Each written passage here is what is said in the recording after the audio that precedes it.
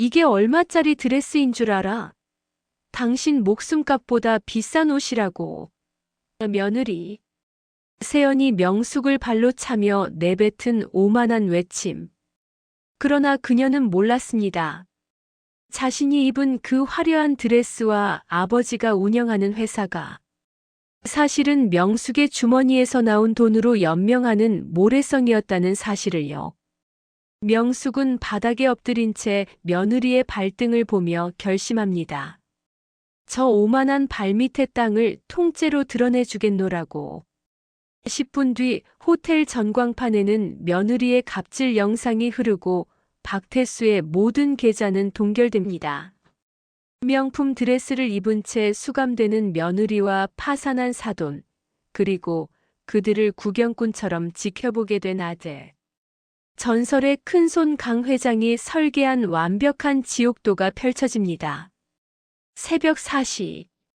경기도 여주의 산자락은 자욱한 물 안개에 갇혀 한치 앞도 보이지 않습니다. 만물이 죽은 듯 고요한 이 시간에 정적을 깨는 것은 규칙적인 호미질 소리뿐입니다. 72의 강명숙. 그녀의 허리는 기역자로 굽었고 손마디는 뒤틀린 고목처럼 투박합니다. 하지만 보십시오. 흙을 파헤치는 저 손끝에는 망설임이 없습니다. 마치 누군가의 목줄을 겨누는 비수처럼 날카롭고 정확합니다. 명숙은 차가운 흙의 감촉을 손끝으로 느끼며 나직이 읊조립니다. 흙은 거짓말을 안 하지. 심은 대로 나고 뿌린 대로 거두는 법이야. 그런데 사람 놈들은 왜 자꾸 심지도 않은 걸 탐낼까? 응, 진호야. 명숙이 흙 묻은 손등으로 이마에 땀을 닦아내며 마당으로 들어섭니다. 동네 사람들에게 그녀는 그저 여주댁 혹은 부지런한 명숙 할머니일 뿐입니다. 하지만 30년 전 명동 바닥에서 이름만 대면 내로라 하는 기업인들이 머리를 조아리던 전설적인 큰손. 강 회장이 바로 그녀라는 사실을 아는 이는 이제 아무도 없습니다. 수천억의 자금을 움직이며 대한민국 기업들의 생사를 결정짓던 그녀가 은퇴를 선언하고 이 시골 구석으로 숨어든 이유는 오직 하나, 외아들 진호 때문이었습니다. 명숙은 아들이 돈의 무서움을 알고 평범하게 살기를 바랐습니다. 자신의 정체를 철저히 숨긴 채 시장 바닥에서 장사를 해서 번 돈으로 너를 키웠노라 거짓을 말하며 살았습니다. 그것이 자식을 지키는 가장 큰 사랑이라 믿었기 때문입니다. 하지만 명숙의 예상은 빗나가기 시작했습니다. 정적을 깨고 요란한 엔진 소리와 함께 아들 진호의 외제차가 들이닥칩니다. 억대의 외제차에서 내린 진호는 먼지가 날릴세라 황급히 코를 막으며 다가옵니다. 진호는 현재 강남의 유력한 건설사인 신라건설. 박태수 사장의 사위로 들어가 번듯한 실장 직함을 달고 있었습니다. 명숙의 눈에 비친 아들은 화려한 껍데기를 쓴 초라한 꼭두각시에 불과했습니다. 진호가 어머니의 낡은 티셔츠와 몸빼 바지를 보며 인상을 찌푸립니다. 엄마, 내가 제발 흙장난 좀 그만하라고 했잖아. 냄새가 여기까지 진동을 해. 장인어른이 알면 뭐라고 하시겠어? 내 체면 좀 생각해주면 안 돼? 제발 옷 좀 사입고 사람답게 살아보라고. 명숙은 호미를 내려놓으며 무심하게 흙을 털어냅니다. 체면이라. 내 처가 식구들이 내 냄새를 맡을 일이 뭐가 있냐? 나는 여기 이렇게 박혀 사는데. 내가 가져간 상추 며느리는 잘 먹더냐? 진호는 대답 대신 거실에 놓인 명숙의 낡은 가구들을 훑어보며 한숨을 내쉬었습니다. 세연이가 이런 걸 먹겠어? 백화점에서 유기농만 사 먹는 애야. 그리고 엄마 이번 주말 처남 결혼식 말이야. 국내 최고급 호텔 로얄 스위트홀에서 해. 그러니까 엄마는 그냥 안 오는 게 도와주는 거야. 세연이가 신신당부했어. 엄마 오면 수준 떨어진다고 분위기 다 망친다고. 그러니까 이번엔 그냥 모르는 척 있어줘. 축의금은 내가 보낸 걸로 할 테니까. 진호가 던지듯 내려놓은 돈 봉투가 툇마루에 툭 떨어집니다. 명숙은 그 봉투를 물끄러미 바라봅니다. 아들은 모릅니다. 자신이 탄 저 차도 그가 누리는 호사도 사실은 어머니 명숙이 사돈. 박태수의 건설사에 빌려준 50억 원의 이자에서 나오고 있다는 것을요. 명숙은 아들이 처가에서 기죽지 않게 하려고 익명의 투자법인을 통해 사돈. 박태수의 건설사에 수십억을 수시로 수혈해 준 것이 바로 자신이라는 사실을 입안으로 꾹 삼킵니다. 진호가 떠난 뒤 명숙은 방으로 들어와 낡은 괴짝 밑바닥에 숨겨둔 낡은 장부를 꺼냅니다. 장부에는 그녀가 관리하는 수많은 채권과 투자 내역이 빼곡히 적혀 있습니다.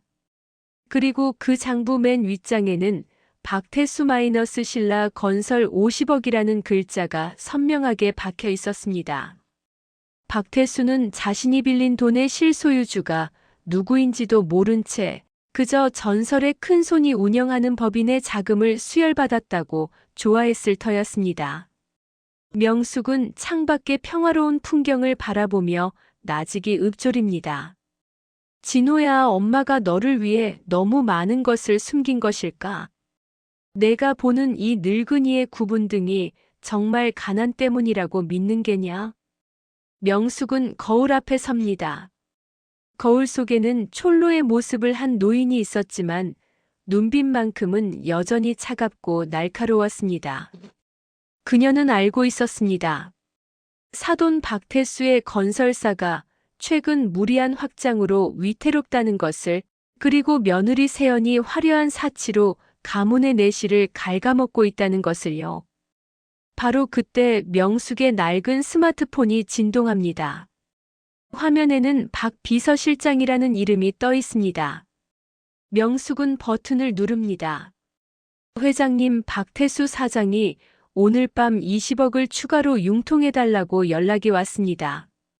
상환 기일을 하루만 더 늦춰달라며 울며불며 빌고 있습니다.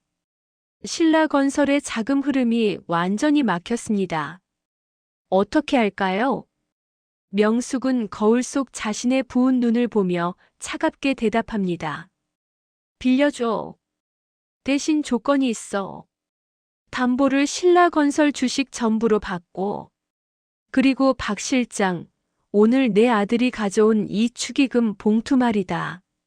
이걸로 오늘 밤 피로 연장해서 가장 비싼 샴페인 한 병을 주문해라. 그 병이 깨지는 소리가 이 돈의 가치보다 훨씬 클 테니까. 오늘 밤 그놈들의 명주를 내가 직접 쥐어야겠어. 명숙은 전화를 끊고 옷장을 엽니다.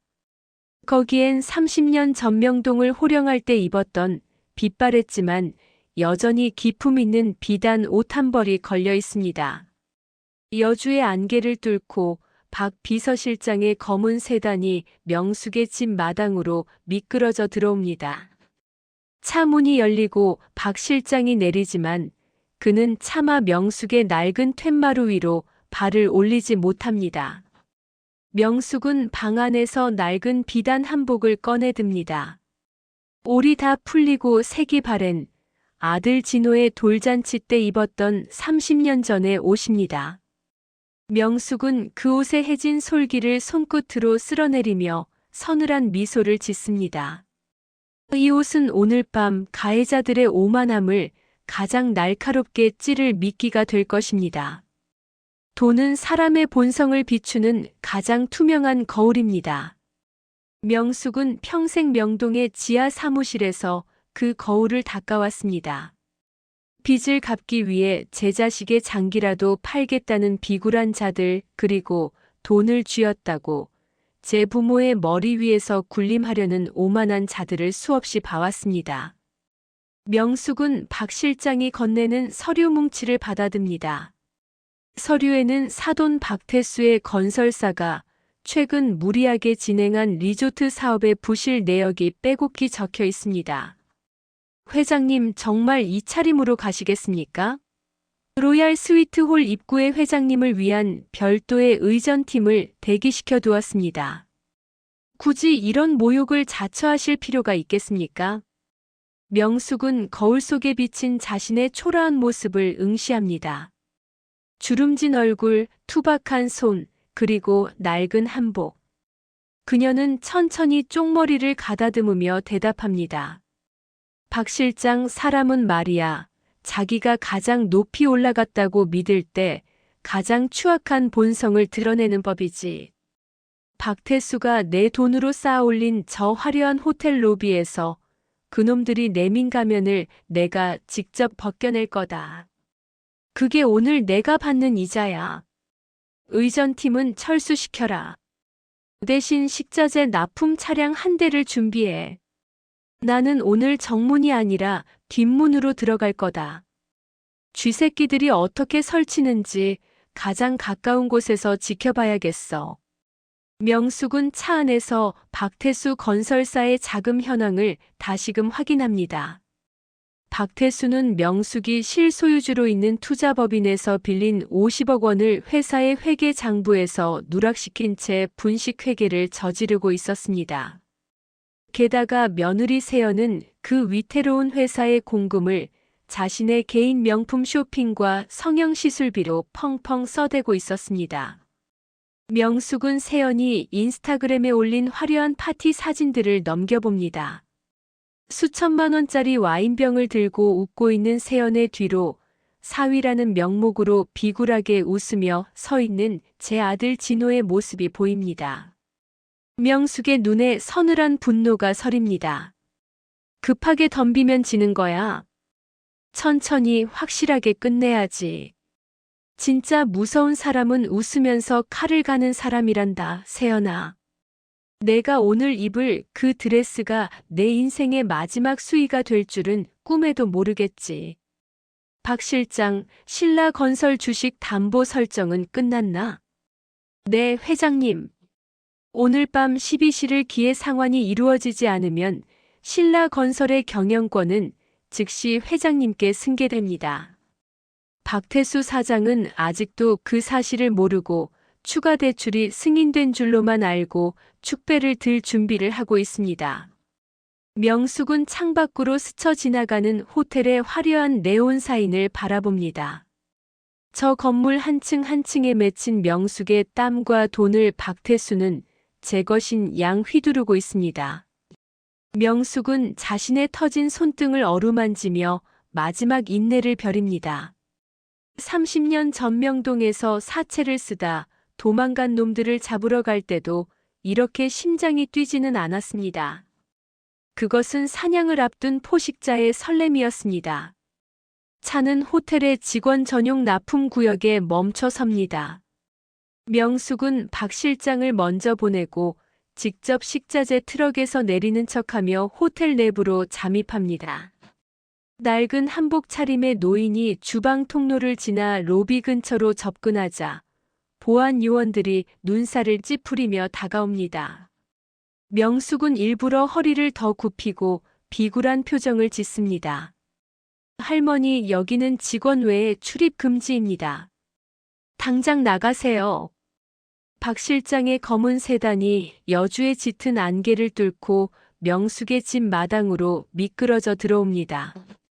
차 문이 열리고 박 실장이 내리지만 그는 차마 명숙의 낡은 툇마루 위로 발을 올리지 못합니다. 명숙은 방 안에서 아들 진호가 던지고 간 돈봉투를 박 실장에게 건넵니다.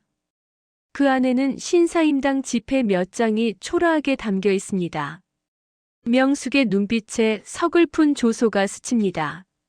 내 아들이 내게 준 생존비다. 참으로 눈물겨운 효도로구나.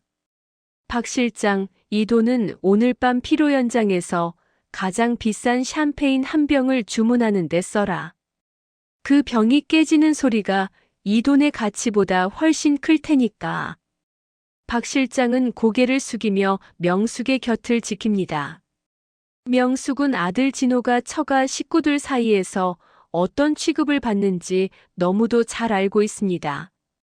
진호는 사돈 박태수의 신라건설에서 실장이라는 그럴싸한 직함을 달고 있지만 실상은 박태수의 온갖 뒤처리를 담당하는 심부름꾼에 불과합니다. 박태수는 사위인 진호를 하객들 앞에서 은근히 무시하며 자신의 딸 세연이 얼마나 대단한 집안에 시집을 와주었는지를 과시하는 도구로 씁니다. 명숙은 지난 10년 동안 아들이 자수성가하기를 바라며 숨죽여왔습니다. 하지만 아들은 어머니의 희생을 발판 삼아 일어나는 대신 처가의 화려한 불빛에 눈이 멀어 제 어머니의 등을 밟고 서 있었습니다. 며느리 세연은 한술 더 듭니다. 그녀는 명숙을 시어머니라 부르지 않습니다. 늘 저기요 혹은 그쪽이라 부르며 명숙이 보내준 귀한 약재들을 유통기한이 지났다며 아파트 경비실 앞에 내버리는 여자입니다. 그녀의 오만함은 명숙이 익명으로 박태수에게 수혈해준 그 50억 원에서 나온 것임을 꿈에도 모른 채 말입니다. 명숙은 창밖으로 스치는 풍경을 보며 과거를 회상합니다. 명동 바닥에서 강 회장이라 불리던 시절, 그녀는 한 번의 눈짓으로 대기업의 자금줄을 묶고 풀었습니다. 하지만 외아들 진호만큼은 평범하게 돈의 무서움을 아는 사람으로 키우고 싶었습니다. 그래서 은퇴를 결심했고 시골로 내려왔습니다. 하지만 결과는 참담했습니다. 자식에게 독이 될까봐 숨겼던 그 재력이 오히려 자식을 처가의 노예로 만들고 말았습니다. 박태수는 명숙이 가난한 줄로만 알고 진호를 데릴 사위 부리듯 부려먹었습니다. 명절이면 명숙을 찾아오는 대신 장모의 생일 파티를 위해 호텔을 예약하고 명숙이 몸이 아파 전화를 하면 바쁘다며 끊어버리는 진호의 목소리를 들을 때마다 명숙은 피눈물을 삼켰습니다. 세연은 명숙의 존재 자체를 자신의 우아한 인생에 낀 오물처럼 여겼습니다. 그녀가 SNS에 올리는 행복한 일상에는 명숙의 자리가 단 한 뼘도 없었습니다. 박 실장이 서류 한 장을 더 내밉니다. 회장님 박태수 사장이 이번 결혼식을 위해 호텔 대관료와 피로연 비용으로만 3억을 썼습니다. 모두 회장님 법인에서 빌려간 운영자금입니다. 자신의 딸 드레스 한 벌에 5천만 원을 태우면서 정작 현장의 하객들에게 대접할 고기는 수입산 냉동으로 바꿔치기했다는 정보도 있습니다. 겉만 번지르르한 빈 껍데기들의 축제입니다. 명숙은 차갑게 미소 짓습니다. 내 돈으로 잔치를 벌이면서 내 자리를 빼앗다니. 박태수 내놈의 그 오만한 축제가 오늘 밤 어떤 장례식으로 변할지 기대해도 좋다. 며느리라는 아이는 제 시어머니가 보낸 쌀자루를 보고 냄새난다며 구박했지. 오늘 그 아이의 화려한 드레스에 내 피가 묻는 순간 그 냄새가 얼마나 지독한 낙인이 될지 똑똑히 가르쳐주마. 명숙이 차에 오르기 전 낡은 마루 밑에서 괴짝 하나를 더 꺼냅니다. 그 안에는 30년 전 명동을 호령할 때 쓰던 황금빛 낙인이 찍힌 도장이 들어있습니다. 박 실장이 경악하며 묻습니다. 회장님, 설마 그 도장을 오늘 쓰시려는 겁니까? 이 도장이 세상에 나오면 금융계 전체가 요동칠 텐데요. 명숙은 도장을 품에 안으며 대답합니다. 이 도장은 죽은 자를 살리기도 하지만 산 자를 파멸시키는데 더 유능하지. 박 실장, 오늘 밤 호텔의 모든 결제 권한을 동결시켜. 내 허락 없이는 물 한 잔도 박태수의 이름으로 나가지 못하게 해라. 그리고 신라건설이 진행 중인 모든 공사 현장에 공사 중지 가처분을 신청할 준비를 해. 그놈들이 오늘 밤 하객들 앞에서 가장 높이 솟아오를 때 그 발밑의 땅을 통째로 드러낼 거다. 진호야, 오늘 내가 보는 것은 내 엄마의 눈물이 아니라 내가 버린 내 뿌리의 분노가 될 것이다. 박 실장 출발해라.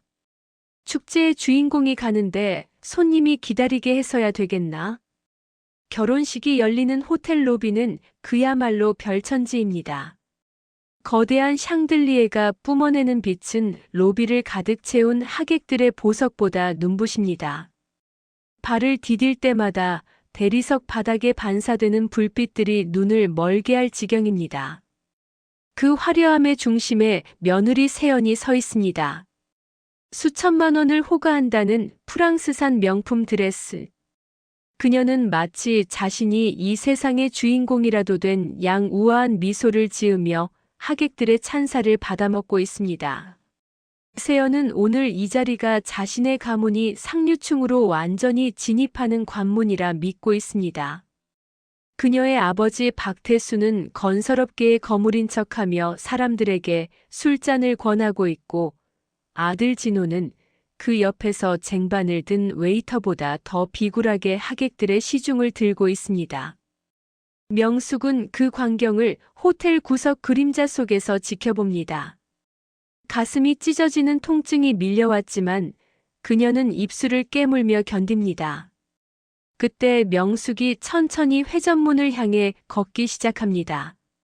세기발에 누렇게 변한 무명 한복, 군데군데 흙탕물이 튄 고무신. 로비의 우아한 공기는 명숙의 등장과 함께 순식간에 차갑게 식어버립니다. 화려한 드레스와 턱시도 사이로 비집고 들어오는 저 초라한 노인의 모습에 하객들은 코를 막으며 수군거립니다. 저런 거지가 어떻게 여기까지 들어온 거야? 보안팀 뭐 하는 거야? 정말 수준 떨어져서 못 봐주겠네. 명숙은 사람들의 멸시 어린 시선을 뚫고 세연에게 다가갑니다. 세연의 시선이 로비 끝에 닿습니다. 그곳에 제 남편의 어머니 명숙이 서 있습니다. 세연의 얼굴이 순식간에 경악과 분노로 일그러집니다. 그녀는 우아한 드레스 자락을 거칠게 움켜쥐고 명숙에게 달려옵니다. 높은 구두 소리가 대리석 바닥을 신경질적으로 때립니다. 어머님, 제가 오지 말라고 몇 번을 말해요. 여기가 어디라고 이 꼴로 나타나서 내 망신을 줘요. 미쳤어요? 진짜 노망이라도 난 거예요? 냄새나게 진짜 어디서 기어들어와. 명숙은 세연의 폭언에도 흔들림 없이 품속에서 낡은 봉투 하나를 꺼냅니다. 손톱 밑에는 여전히 여주의 흙이 끼어 있고 손등은 거친 껍질처럼 갈라져 있습니다. 내 아들 처남 결혼식인데 시어머니가 축하하러 오는 게 무슨 죄냐. 여기 내 정성이다. 받아라. 세연은 명숙이 내민 봉투를 낚아채 바닥에 팽개칩니다. 정성? 이런 몇 푼 안 되는 돈으로 내 결혼식을 더럽히지 마세요. 이 돈 벌려고 밭에서 굴렀을 텐데 그 구린내 나는 돈 안 받으니까 당장 나가요. 경비. 여기 이 노숙자 노인네 당장 끌어내. 하객들이 보고 있잖아. 보안 요원들이 명숙의 양팔을 거칠게 잡아챕니다. 명숙은 로비를 가득 채운 하객들의 멸시 어린 시선을 온몸으로 받아내며 질질 끌려갑니다. 멀리서 아들 진호가 이 광경을 목격합니다. 명숙은 아들과 눈이 마주칩니다. 어머니의 눈에는 간절함이 서려 있었습니다. 제발 내 엄마라고 말해다오. 한 번만이라도 나를 지켜다오. 하지만 진호는 달려오는 대신 장인 박태수의 눈치를 보며 고개를 돌려버립니다. 그는 마치 모르는 사람인 양 하객과 대화를 나누는 척하며 어머니의 몰락을 방관합니다. 보안 요원들이 명숙을 로비 끝 비상구 계단실로 거칠게 밀어넣습니다. 세연이 뒤따라 들어오더니 비상구 문을 쾅 닫고 걸어 잠깁니다. 어두컴컴한 계단실, 센서 등이 차갑게 켜지고 세연의 눈에는 살기가 가득합니다. 어머님, 제가 분명히 경고했죠. 오늘 내 눈앞에 띄면 죽여버리겠다고. 그 냄새나는 몸뚱이로 내 드레스 근처에도 오지 마세요. 역겨우니까. 돈 뜯어내러 온 거면 번지수 잘못 찾았어요. 당장 꺼지지 않으면 경찰에 신고해서 요양원에 강제로 쳐넣어 버릴 테니까. 명숙이 세연의 눈을 똑바로 응시하며 낮게 가라앉은 목소리로 입을 엽니다. 내가 입은 그 드레스, 내 돈으로 산 거라면 믿겠느냐? 내 아버지가 사정한 그 50억이 오늘 내 목을 조를 밧줄이 될 거라는 것도 모르고 참으로 가련하구나. 세연의 실소가 터집니다. 진짜 미쳤네. 이 노인네가 진짜 죽고 싶나 본데. 50억? 우리 아빠가 당신 같은 거지한테 돈을 빌려. 세연의 손이 공중을 가릅니다. 짝. 날카로운 파열음이 비상구 벽을 타고 울려 퍼집니다. 명숙의 고개가 힘없이 돌아가고 거친 손이 뺨을 감싸쥐지만 터진 입술에서 붉은 피가 솟구쳐 나옵니다. 그리고 그 핏방울들은 세연의 하얀 명품 드레스 가슴팍에 선명한 꽃무늬처럼 흩뿌려집니다. 세연이 자신의 드레스를 보며 비명을 지릅니다. 내 드레스. 이 더러운 피가 어디에 묻어? 죽어. 그냥 죽어버려. 세연은 명숙을 차가운 시멘트 바닥으로 밀쳐버립니다. 명숙은 바닥에 쓰러진 채 자신의 피로 물든 며느리의 하얀 드레스를 보며 차갑게 미소 짓습니다. 자, 이제 사냥이 시작된다. 아이고, 미안합니다. 내가 우리 아들놈이 여기서 결혼한다길래 구경 좀 하려고. 보안 요원은 명숙의 낡은 옷차림을 보고 혀를 찹니다. 아들이 여기서 결혼한다고요? 참나, 여기 식대가 얼마인지나 아세요? 거짓말도 정도껏 해야지. 빨리 안 나가면 경찰 부릅니다. 그때 로비 한복판에서 며느리 세연의 날카로운 목소리가 들려옵니다. 세연은 수억 원을 호가하는 보석으로 치장한 채 하객들에게 둘러싸여 있습니다. 명숙의 시선이 세연의 화려한 드레스에 꽂힙니다. 그리고 세연 역시 로비 구석에서 서성이는 낡은 한복 차림의 노인을 발견합니다. 세연의 우아하던 표정이 순식간에 악귀처럼 변합니다. 저 늙은이가 미쳤나? 거기 보안팀. 내가 저런 거렁뱅이들 얼씬도 못하게 하라고 했지. 당장 저 노인네 끌어내. 내 드레스에 냄새 배면 책임질 거야. 세연이 명숙을 향해 성큼성큼 다가옵니다. 하객들의 시선이 일제히 명숙에게 쏟아집니다. 명숙은 속으로 숫자를 세기 시작합니다. 하나, 둘, 셋. 자, 이제 내 본성을 만천하에 드러낼 시간이다. 세연의 손이 명숙의 멱살을 잡기 위해 허공을 가르는 순간 명숙은 나직하게 의졸입니다. 세연아, 내가 오늘 흘릴 눈물은 내 아비가 빌려간 50억보다 훨씬 비쌀 거다. 이제 축제를 지옥으로 바꿔주마. 호텔 로비 구석 샹들리에의 화려한 빛조차 닿지 않는 그림자 속에 명숙은 멈춰 서 있습니다. 며느리 세연의 차가운 눈빛과 아들 진호의 비겁한 뒷모습이 망막에 낙인처럼 찍혀 지워지지 않습니다. 명숙의 손에 쥐어진 낡은 축의금 봉투가 파르르 떨립니다. 이 봉투를 전해줘야 하나 아니면 이대로 돌아서서 내가 가진 모든 화력을 쏟아부어야 하나?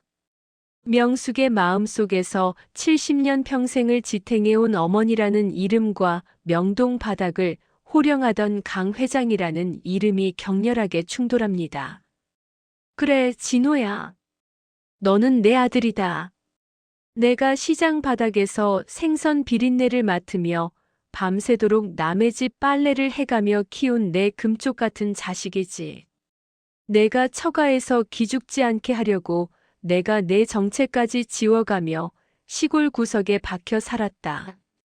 박태수의 건설사가 위태로울 때마다 익명의 법인을 세워 수십억을 수혈해 준 것도 그게 결국 내 자존심을 지켜주는 길이라 믿었기 때문이었어. 그런데 오늘 내가 내 눈을 피하며 고개를 돌린 그 순간 내가 지켜온 그 자존심이 얼마나 허망한 모래성이었는지 깨닫게 되는구나. 명숙은 로비 한복판에 세워진 거대한 전신 거울 앞으로 천천히 다가갑니다. 거울 속에는 흙탕물이 튄 고무신을 신은 초라하기 짝이 없는 노파가 서 있습니다. 하지만 그 눈빛은 가난에 찌든 노인의 것이 아닙니다.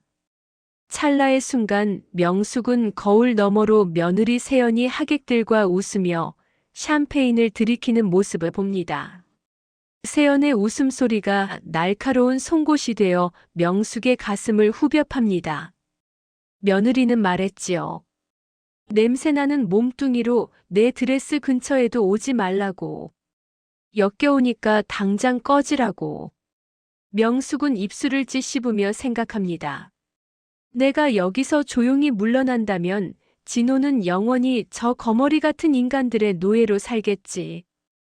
박태수는 내 돈으로 세운 저 성벽 안에서 왕처럼 군림하며 내 아들을 부려먹을 것이고, 세연은 내 피와 땀이 서린 돈으로 산 드레스를 입고 내 존재를 오물 취급하며 평생을 비웃겠지. 그것이 과연 내가 원했던 평화인가? 자식을 위한다는 명목 아래 내가 방관해온 저 악마들을 그대로 두는 것이 진정 아들을 위한 길인가? 명숙의 손이 품속에 숨겨둔 낡은 스마트폰으로 향합니다. 박 실장의 번호가 화면에 떠오릅니다. 한 번에 터치면 박태수의 건설사는 무너지고 세연의 명품 세계는 조각날 것입니다. 하지만 명숙은 마지막으로 기회를 주고 싶었습니다. 인간으로서 그리고 시어머니로서 가해자들에게 줄 수 있는 단 한 번의 마지막 자비. 그녀는 비상구 계단을 향해 발을 뗍니다. 세연을 직접 만나 마지막으로 물어보리라. 내가 정말로 내 아들을 사랑하는지 아니면 우리가 가진 껍데기만을 사랑하는지. 비상구 문은 묵직한 철제로 되어 있어 안쪽의 소란을 완벽히 차단하고 있었습니다. 명숙이 문고리를 잡으려는 찰나 문이 벌컥 열리며 세연이 나타납니다. 하객들 앞에서의 우아한 미소는 온데간데 없고 얼굴은 분노로 시뻘겋게 달아올라 있습니다. 세연은 명숙을 보자마자 짐승 같은 소리를 내지르며 그녀의 멱살을 잡아채 계단실 안으로 끌고 들어갑니다. 이 미친 노인네가 아직도 안 갔어? 내 말이 말 같지 않아? 돈 뜯어내려고 작정한 거지. 얼마면 돼? 얼마면 저 로비에서 사라져 줄 건데. 명숙은 세연의 악다구니 속에서도 평온을 유지하려 애쓰며 말합니다. 세연아, 나는 돈을 원해서 온 게 아니다. 내 아들의 처남, 내 동생의 결혼을 축하해주고 싶어서. 축하. 당신 같은 게 축하해주면 내 동생 인생이 흙탕물이 된다고. 그 냄새나는 손으로 내 손을 잡으려 해. 내 아들이 왜 고개를 돌린 줄 알아? 당신이 부끄러워서야. 자식 인생 망치고 싶지 않으면 제발 좀 죽어버려. 죽으라고. 세연의 손이 공중을 가르며 날아옵니다. 짝. 날카로운 소리가 좁은 계단실에 메아리칩니다. 명숙의 고개가 돌아가고 터진 입술에서 붉은 피가 배어나옵니다. 명숙은 통증보다 더 깊은 슬픔을 느낍니다. 하지만 세연은 멈추지 않습니다. 명숙의 가슴을 밀치며 바닥으로 내동댕이 칩니다. 이게 내 수준이야, 강명숙. 평생 흙이나 파먹다 죽을 노인네가 감히 누굴 가르치려 들어.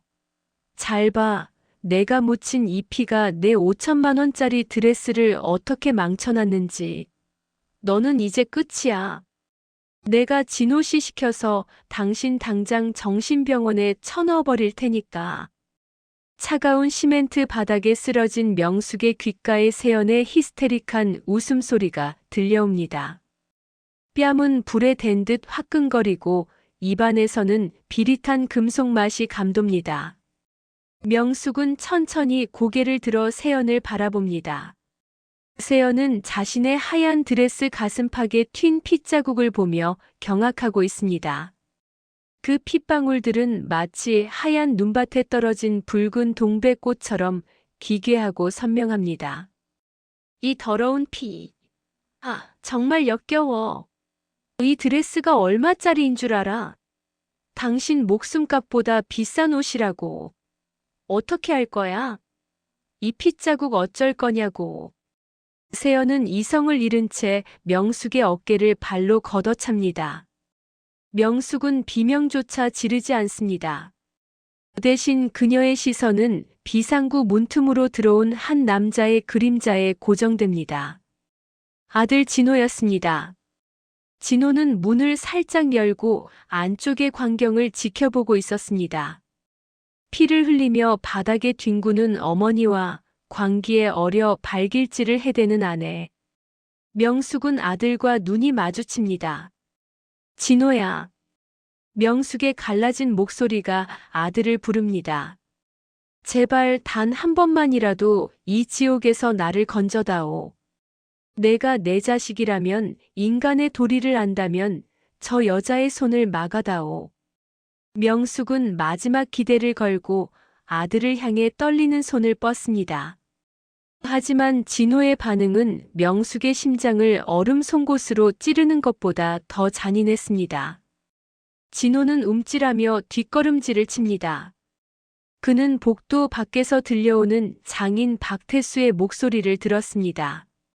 처가 식구들에게 이 끔찍한 현장을 들켰을 때 겪게 될 자신의 입지와 수모가 어머니의 목숨보다 더 무거웠던 것일까요? 진호는 차갑게 문을 닫으려다 바닥에 쓰러진 명숙을 향해 나직하게, 그러나 비수처럼 날카로운 말을 내뱉습니다. 엄마, 제발 좀 가라고 했잖아. 왜 여기까지 와서 이 사단을 만들어? 세연이 드레스 저거 어떡할 거야? 엄마가 다 망쳤어. 제발 부탁이니까 조용히 좀 사라져줘. 사고 치지 말고. 문이 닫힙니다. 쾅 소리와 함께 명숙의 세계도 완전히 암전됩니다. 70년 평생 오직 자식 하나만을 바라보며 자신의 정체성까지 지워가며 버텨온 어머니라는 성전이 무너져 내리는 순간이었습니다. 명숙은 바닥에 엎드린 채 어깨를 들썩이며 웃기 시작합니다. 눈물은 나오지 않습니다. 대신 가슴 깊은 곳에서 뜨거운 불길이 치솟습니다. 그래, 끝났다. 어머니로서의 강명숙은 여기서 죽었다. 세연은 명숙의 웃음소리에 소름이 끼치는지 뒷걸음질을 칩니다. 미쳤어? 왜 웃어? 진짜 노망났나 봐. 경비 어디 있어? 이 노인네 당장 끌어내라고.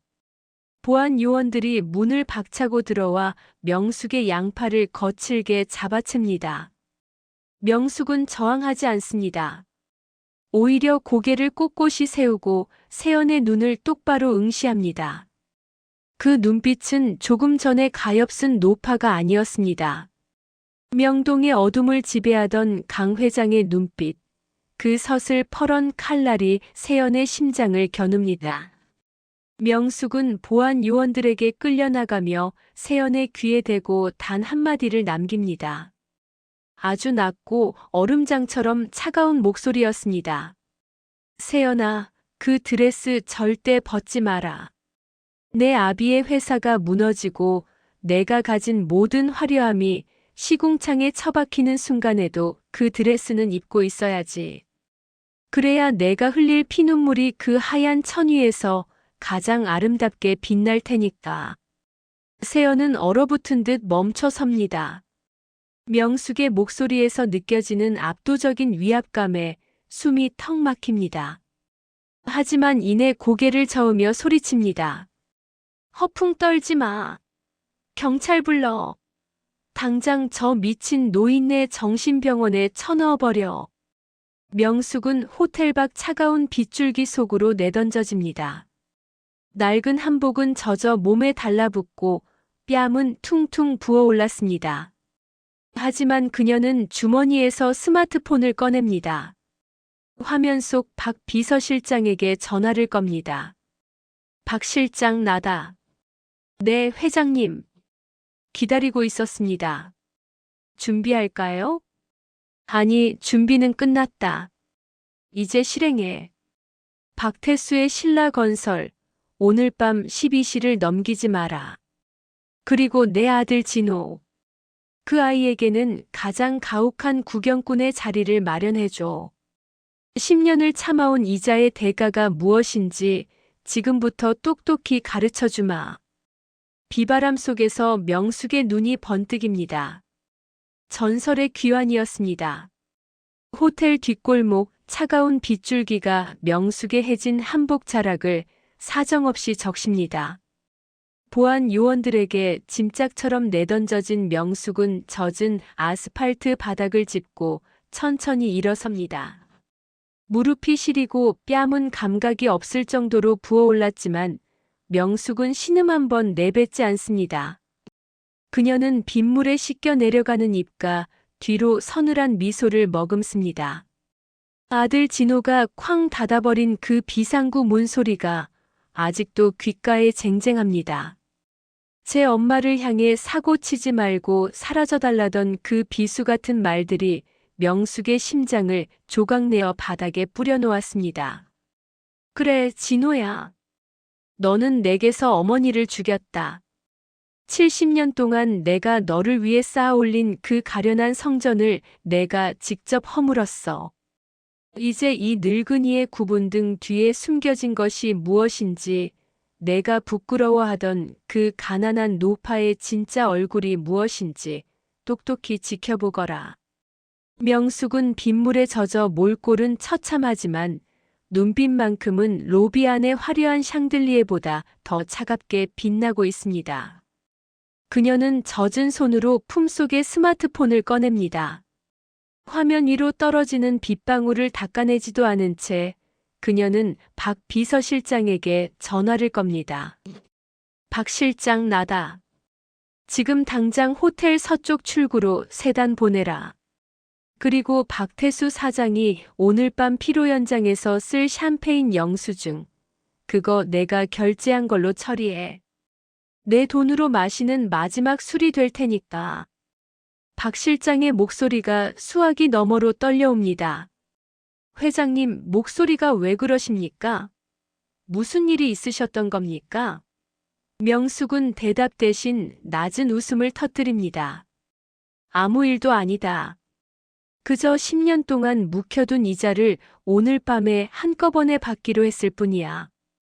박 실장 30년 전 명동에서 우리가 썼던 그 붉은 인감 챙겨라. 오늘 밤 신라건설이라는 이름이 대한민국에서 지워지는 날이다.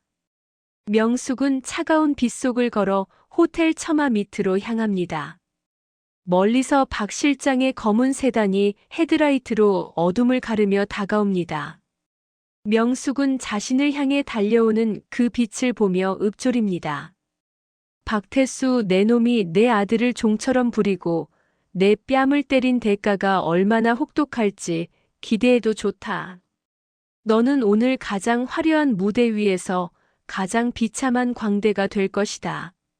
명숙은 차 문이 열리기도 전에 이미 마음속으로 박태수의 성을 무너뜨리고 있었습니다. 차 문이 열리고 박 실장이 우산을 받쳐들며 뛰어나옵니다. 명숙의 처참한 몰골을 본 박 실장의 눈이 경악으로 물듭니다. 회장님, 대체 누가 감히 회장님께 이런 짓을 한 것입니까? 박 실장의 목소리에는 분노와 공포가 섞여 있습니다. 명숙은 그의 부축을 뿌리치고 당당하게 뒷좌석에 올라탑니다. 젖은 한복에서 흘러내린 빗물이 최고급 가죽 시트를 적시지만 명숙은 거울 속에 비친 자신의 부어오른 뺨을 서늘하게 응시할 뿐입니다. 박 실장, 떨지 마라. 이 상처는 내가 오늘 받는 가장 비싼 수수료다. 지금 당장 신라건설 박태수 사장에게 메시지 보내. 전설의 큰손이 직접 호텔에 도착했으니 50억 원에 대한 최종 정산을 준비하라고. 박 실장이 의아한 듯 묻습니다. 하지만 회장님, 아직 박태수 사장은 회장님의 정체를 모르지 않습니까? 이 차림으로 나타나시면 그들이 믿겠습니까? 명숙은 차가운 미소를 짓습니다. 믿게 만드는 게 아니야. 무너지게 만드는 거지. 박 실장, 호텔 메인 서버실에 연락해. 10분 뒤에 호텔 로비의 모든 전광판에 내가 미리 준비한 그 영상을 띄워라. 며느리라는 아이가 내 뺨을 때리며 묻혔던 그 핏자국이 어떻게 그들의 파멸로 번져가는지 만천하가 보게 될 거다. 명숙은 차 안의 미니바에서 독한 위스키 한 잔을 따라 입안을 헹궈냅니다. 터진 입술에서 배어나온 피가 위스키와 섞여 묘한 금속 맛을 냅니다. 그녀는 박 실장에게 명령합니다. 박 실장, 박태수가 지금 어디 있지? 현재 피로 현장에서 사교계 인사들에게 둘러싸여 축배를 들고 있습니다. 아드님께서는 그 옆에서 박 사장의 가방을 들고 서 있습니다. 명숙은 눈을 감습니다. 아들이 가방을 들고 서 있다는 말에 심장 언저리가 찌릿하게 아파오지만 이내 그 고통을 분노로 치환합니다. 그래, 그 가방 안에 든 것이 결국 내게서 빌려간 채무 증서인 줄도 모르고 내 아들을 종처럼 부렸단 말이지. 박 실장, 호텔 전체의 출입문을 봉쇄해라. 단 한 명의 쥐새끼도 내 허락 없이 이 호텔을 빠져나가지 못하게 해. 박 실장은 전율하며 대답합니다. 알겠습니다, 회장님. 즉시 보안팀에 지시하겠습니다.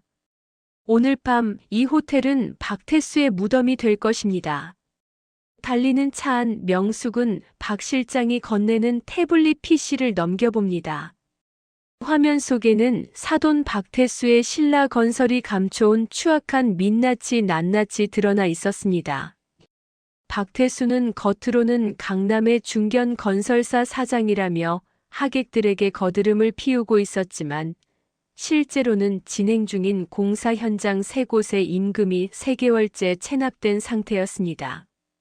하도급 업체들에게 줄 대금은 어음으로 돌려막고 있었고 그나마 명숙의 법인에서 빌려간 50억 원으로 하루하루 연명하는 좀비 기업이나 다름없었습니다. 명숙은 화면을 넘기다 멈춰 섭니다. 며느리 세연의 법인카드 사용 내역이었습니다. 명품 가방 2,800만 원, 해외 성형외과 결제 4,500만 원, 호텔 회원권 1억 2천만 원. 이 모든 돈이 회사의 운영 자금에서 복리후생비라는 명목으로 빠져나가고 있었습니다. 명숙의 눈에 서슬 퍼런 살기가 감돕니다. 박 실장, 이 아이는 제 아비의 회사가 무너지는 줄도 모르고 내 피 같은 돈으로 드레스 장식을 달고 있었구나. 박태수가 식대를 아끼려고 손님들에게 수입산 냉동육을 먹이는 동안 그 딸녀는 내 은퇴 자금으로 명품 쇼핑을 즐겼단 말이지. 이 곰팡이 같은 것들이 내 아들의 고열을 빨아먹고 있었어. 명숙은 박태수의 치명적인 약점을 하나 더 발견합니다. 그는 최근 정부가 발주한 대형 국책 사업의 입찰을 따내기 위해 관련 공무원에게 거액의 로비를 시도했다는 정황이 포착되었습니다. 명숙은 그 로비 자금의 출처 역시 자신이 빌려준 50억 원의 일부임을 확인합니다. 박태수는 명숙의 돈을 범죄를 저지르는데 쓰고 있었던 것입니다. 이것은 단순한 채무 불이행을 넘어 형사처벌까지 가능한 사안이었습니다. 차는 어느덧 호텔 지하 VIP 전용 주차장에 도착합니다. 명숙은 차에서 내리기 전 박 실장이 준비한 최고급 실크 정장으로 갈아입습니다. 30년 전 명동을 호령할 때 입었던 그 서슬 퍼런 카리스마가 검은 정장 위로 되살아납니다. 주름 하나 없이 빳빳한 정장, 그리고 목에는 수억 원을 호가하는 남양 진주 목걸이가 걸립니다. 부어오른 뺨은 짙은 화장으로 가렸지만 그 아래서 느껴지는 통증은 명숙의 의지를 더욱 날카롭게 벼립니다. 박 실장, 지금 즉시 국세청과 검찰청에 준비해둔 자료들을 투척해. 그리고 박태수에게 다시 메시지를 보내라. 축제는 끝났다. 이제 정산의 시간이다라고. 명숙은 박 실장이 건네는 이어폰을 귀에 꽂습니다. 수화기 너머로 피로 현장의 소음이 들려옵니다. 세연의 간드러지는 웃음소리가 들립니다. 어머, 이 와인 정말 최고지 않아요? 제가 파리에서 직접 공수해온 거예요. 명숙은 그 소리를 들으며 입술을 일그러뜨립니다. 파리가 아니라 내 여주 텃밭에서 나온 흙 묻은 돈으로 산 와인이겠지. 명숙은 박 실장과 함께 전용 엘리베이터에 오릅니다. 엘리베이터의 숫자가 1층, 10층, 20층으로 올라갈 때마다 명숙의 심장 박동도 빨라집니다. 하지만 그것은 두려움이 아닙니다. 포식자가 먹잇감을 덮치기 직전에 느끼는 극한의 희열입니다. 문이 열리기 직전 명숙은 박 실장에게 마지막 명령을 내립니다. 박 실장, 호텔 전체의 조명을 꺼라. 그리고 내가 피로 현장 문을 여는 순간 며느리라는 아이의 얼굴에만 핀 조명을 쏴. 그녀가 자신의 드레스에 묻은 내 핏자국이 얼마나 추악한 파멸의 징조인지 모든 하객 앞에서 목격하게 해라. 박 실장이 비장하게 대답합니다. 알겠습니다, 회장님. 30초 뒤에 정전이 시작됩니다. 엘리베이터가 20층 피로 현장에 도착하며 띵 소리를 냅니다. 문이 열리는 순간 화려한 음악과 웃음소리가 명숙의 귀를 때립니다. 명숙은 당당하게 복도를 걸어 피로 현장 거대 문 앞에 섭니다. 문 뒤에서는 박태수의 건배사가 들려옵니다. 자, 우리 신라건설의 무궁한 발전을 위하여. 명숙은 문고리를 잡습니다. 그리고 나직이 속삭입니다. 박태수, 지옥에 온 것을 환영한다. 그 순간 호텔 전체에 불이 꺼지고 정적이 내려앉습니다. 호텔 20층 로얄 스위트 피로 현장으로 향하는 복도. 발밑에 깔린 심홍색 카펫은 발소리를 완전히 집어삼키며 기묘한 정적을 만들어냅니다. 명숙은 그 정적 위를 걷고 있습니다. 곁을 지키는 박 실장의 구두 소리만이 규칙적으로 복도의 공기를 때립니다. 명숙은 품 안에서 30년 전명동의 어둠을 지배하던 시절 수천억의 향방을 결정지었던 그 황금빛 인감을 꺼내줍니다. 차가운 금속의 감촉이 손바닥을 타고 전해지자 70대 노파의 껍데기 속에 잠들어 있던 포식자의 본능이 깨어납니다. 박 실장, 지금부터 내가 내리는 명령은 강명숙의 이름이 아닌 강 회장의 이름으로 집행하는 마지막 심판이다. 첫째, 신라건설 박태수 사장 명의로 발행된 모든 당좌 수표를 즉시 사고 신고 처리하고 지급을 정지시켜라. 둘째, 며느리 박세연이 지난 3년간 법인카드로 유용한 모든 횡령 내역과 증빙 서류를 국세청 조사국 담당자에게 실시간으로 전송해. 그리고 셋째, 이 호텔의 피로 현장에 공급되는 모든 주류와 최고급 식자재의 대금 결제를 즉시 차단해라. 내 허락 없이는 저 안에서 단 한 방울의 물도 그들의 입속으로 들어가지 못하게 해라. 명숙은 복도 벽면을 장식한 거대한 거울 앞에 멈춰 섭니다. 거울 속에는 더 이상 흙 묻은 고무신을 신은 비참한 노인이 없습니다. 주름진 눈가에는 서슬 퍼런 살기가 서려 있고 검은 정장은 마치 갑옷처럼 그녀의 단호한 의지를 감싸고 있습니다. 명숙은 거울을 향해 나직하게 그러나 비수처럼 날카로운 목소리로 속삭입니다. 박태수, 내가 쌓아 올린 이 오만한 모래성이 얼마나 가벼운지 곧 알게 될 거다. 내가 내 아들을 깎아내리며 번 돈, 내 딸이 내 뺨을 때리며 누린 그 호사가 사실은 내 손바닥 안에서 피어난 연기였음을 증명해주마. 박 실장이 태블릿 PC를 조작하며 낮은 목소리로 보고를 이어갑니다. 회장님 말씀하신 대로 금융권의 모든 자금주를 완벽히 봉쇄했습니다. 신라건설이 주거래 은행에 예치해둔 120억 원의 담보 가압류 설정이 방금 완료되었습니다. 이제 10분 뒤면 박태수의 건설사는 최종 부도 처리되어 시장에서 영구 퇴출당할 겁니다. 그리고 며느리 박세연의 휴대폰으로도 방금 메시지를 전송했습니다. 내가 뺨을 때린 그 촌년이 지금 내 머리 위에서 내 세상을 무너뜨리러 가고 있다라고요. 아마 지금쯤 사색이 되어 휴대폰을 들여다보고 있을 겁니다. 명숙은 고개를 끄덕입니다.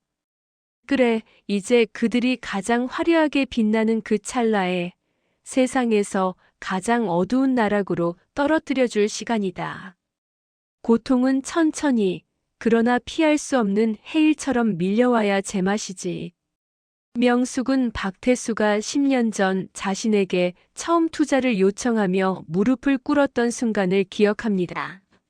그때의 그 비굴했던 눈빛이 어떻게 오만함으로 변해왔는지, 그리고 그 오만함이 어떻게 자신의 아들을 노예로 만들었는지 명숙은 잊지 않았습니다.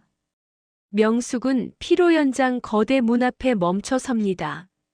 문 너머로 들려오는 박태수의 가식적인 웃음소리와 세연의 간드러지는 목소리. 그들은 지금 자신들의 인생이 가장 정점에 도달했다고 믿으며 승리자의 술잔을 들이켜고 있을 것입니다. 명숙은 차가운 문고리를 잡으며 마지막으로 눈을 감습니다. 진호야, 오늘 내가 이 문을 여는 순간 내가 알던 엄마는 영원히 사라진다. 그 대신 내가 외면한 내 뿌리가 얼마나 거대한 나무였는지, 그리고 내가 짓밟은 그 흙이 어떻게 내 세상을 삼켜버리는지 똑똑히 보거라. 명숙이 문을 열기 직전 복도 끝 화장실 쪽에서 아들 진호가 나타납니다. 진호는 장인어른의 심부름으로 자신의 차에 둔 비상용 양주를 가져오려던 참이었습니다. 그는 복도 한복판에 서 있는 압도적인 위엄의 여인을 보고 얼어붙습니다. 명숙이 천천히 고개를 돌려 아들을 바라봅니다. 그 서슬 퍼런 눈빛의 진호는 들고 있던 와인 백을 떨어뜨리고 맙니다. 유리병이 깨지는 둔탁한 소리가 정막을 찢습니다. 엄마 맞아요? 이게 대체. 그 옷은 뭐고 옆에 있는 이 사람은 누구예요? 왜 여기에? 명숙은 아들의 당혹스러운 목소리를 단칼에 베어버리듯 얼음장 같은 목소리로 대꾸합니다. 진호야, 내가 오늘 밤 지켜봐야 할 것은 내 엄마의 변신이 아니다. 내가 믿고 의지하던 저 화려한 처가가 어떻게 무너지는지, 그리고 내가 부끄러워하며 외면한 내 뿌리가 얼마나 무서운 괴물이었는지 똑똑히 지켜보거라. 너는 오늘 이 문 안에서 내가 선택한 그 수준 높은 세상이 무너지는 광경을 단 한순간도 놓치지 말고 지켜봐야 한다. 그게 내가 내게 주는 마지막 교육이다. 박 실장, 문 열어. 박 실장이 육중한 대리석 문을 양손으로 밀어젖힙니다. 문이 열리는 틈 사이로 화려한 샹들리에의 불빛과 함께 명숙의 등 뒤로 거대한 어둠이 피로 연장 안으로 쏟아져 들어갑니다. 명숙은 한 걸음 한 걸음 하이힐 소리를 울리며 지옥의 문을 엽니다. 문이 완전히 열리자 피로 연장 안에 수백 명의 시선이 일제히 명숙에게 쏟아집니다. 박태수는 무대 중앙에서 잔을 높이 들고 신라건설의 무궁한 발전을 위하여 라고 외치던 참이었습니다. 하지만 문 앞에 선 명숙의 위압적인 자태를 본 순간 그의 손에 들린 크리스털 잔이 파리르 떨립니다. 명숙은 조용히 미소 짓습니다. 박태수, 그리고 박세연. 너희가 10년 동안 내게서 빌려간 것은 돈이 아니라 너희의 수명이었다는 것을 이제야 알겠구나. 명숙이 피로 연장 한복판으로 걸어 들어가며 박 실장에게 손짓합니다. 박 실장, 지금이다. 저들의 발밑에 깔린 전기와 물 그리고 희망을 모두 끊어버려. 그 순간 호텔 전체가 거대한 암흑에 잠기고 며느리 세연의 휴대폰이 어둠 속에서 핏빛처럼 붉게 반짝이기 시작합니다. 피로 연장의 거대한 문이 육중한 소리를 내며 열립니다. 음악 소리와 하객들의 웃음소리가 쏟아져 나오지만 명숙의 등장과 동시에 그 모든 소음은 진공 상태처럼 사라집니다. 조명이 명숙의 검은 정장과 남양 진주 목걸이에 반사되어 기괴한 아우라를 뿜어냅니다. 하객들은 갑자기 나타난 이 압도적인 풍채의 여인이 누구인지 몰라 웅성거립니다. 박태수는 무대 중앙에서 잔을 높이 들고 건배사를 하려다 명숙을 발견하고 멈춰 섭니다. 그는 아직 이 여인이 조금 전 쫓아낸 사돈인 줄 꿈에도 모른 채 그저 거물급 인사가 예고 없이 방문한 줄 알고 비굴한 미소를 지으며 다가옵니다. 아니, 이 귀한 분은 누구십니까? 사전에 연락도 없이 이렇게 방문해 주시다니 영광입니다. 우리 신라 건설의 파트너사분이신가요? 아니면 혹시 이번 국책 사업 관련해서 오신?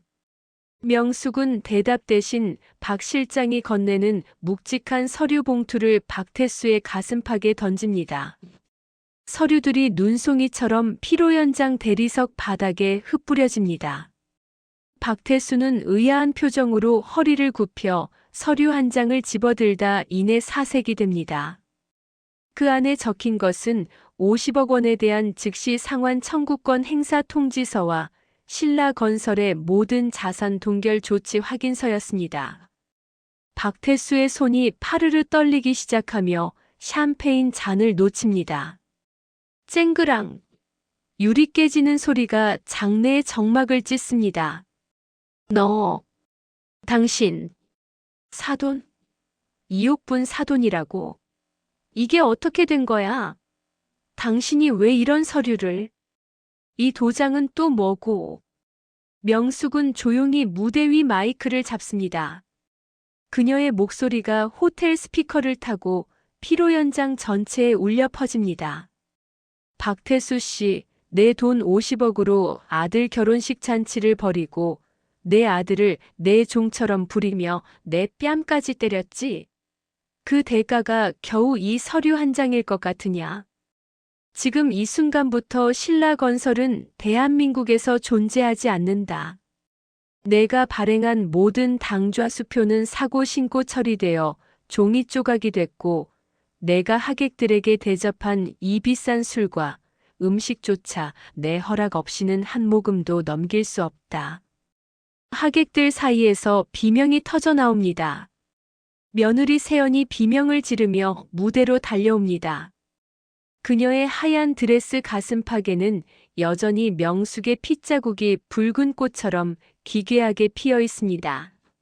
세연은 명숙의 멱살을 잡으려 하지만 박 실장이 가볍게 그녀의 팔을 낚아채 제지합니다.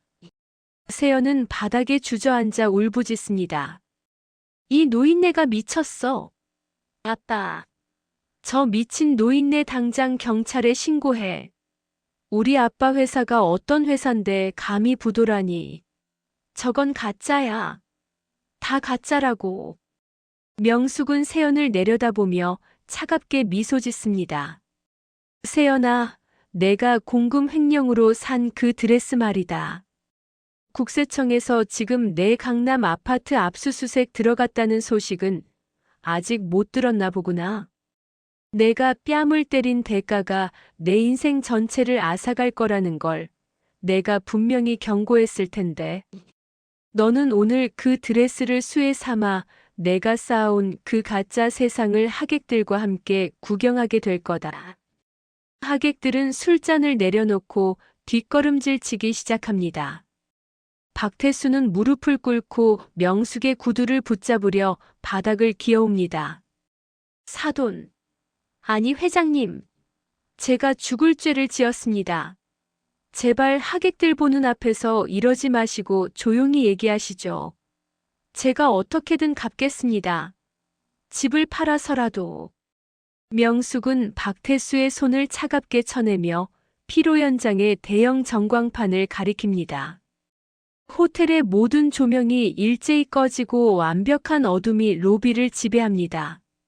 사람들의 비명과 웅성거림이 가득한 가운데 전광판에서 핏빛처럼 붉은 영상 하나가 재생되기 시작합니다.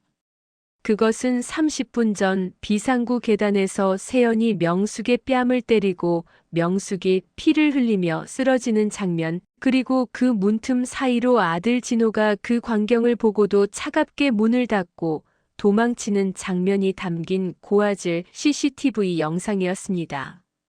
하객들 사이에서 역겹다는 탄식과 야유가 터져나옵니다. 명숙은 어둠 속에서 오직 자신과 세연에게만 쏟아지는 날카로운 핀 조명 아래 서서 선언합니다.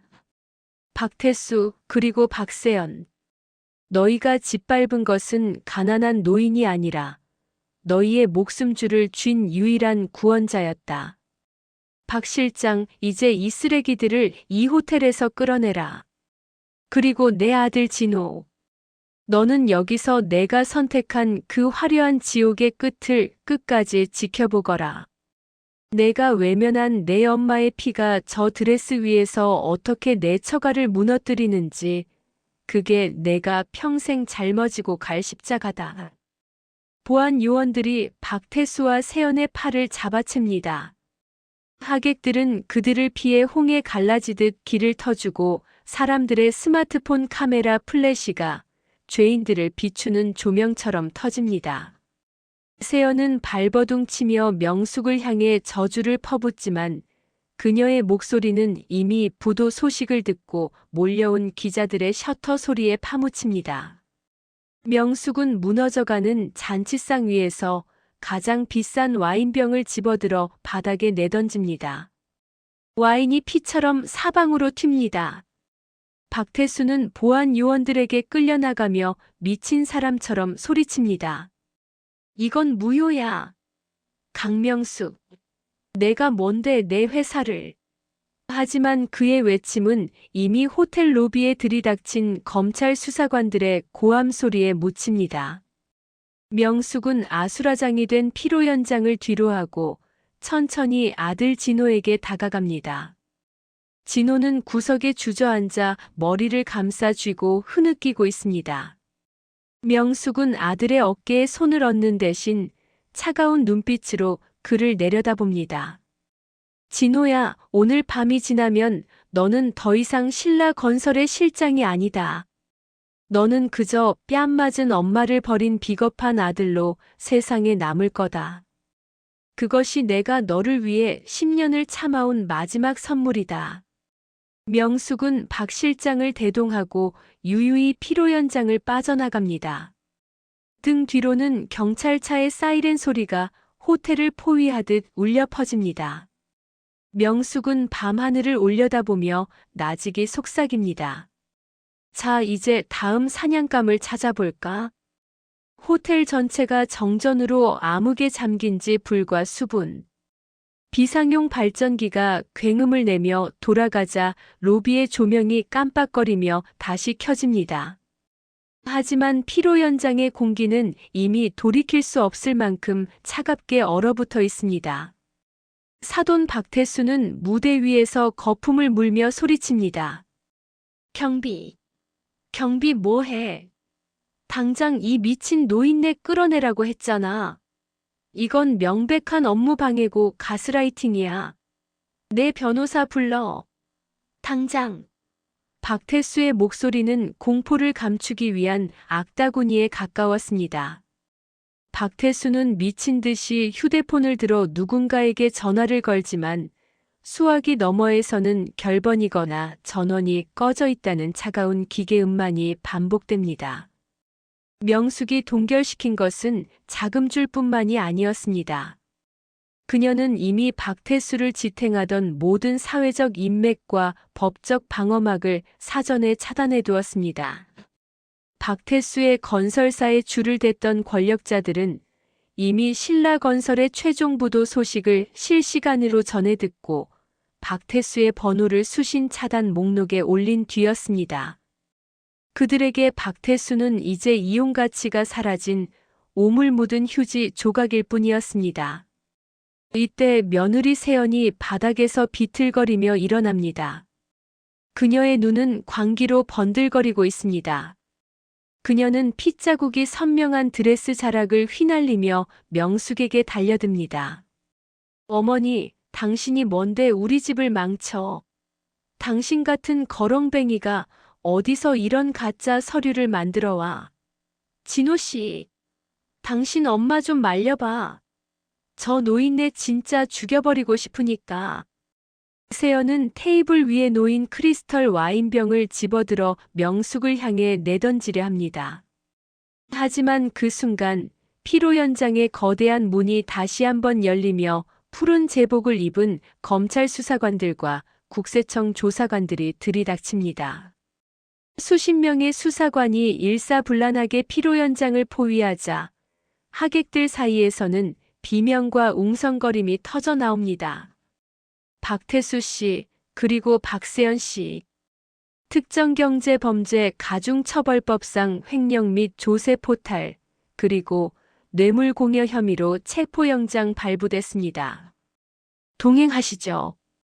수사관의 차가운 목소리에 세연의 손에 들린 와인병이 바닥에 떨어져 산산조각 납니다. 붉은 와인이 며느리의 하얀 구두 위로 피처럼 번져갑니다.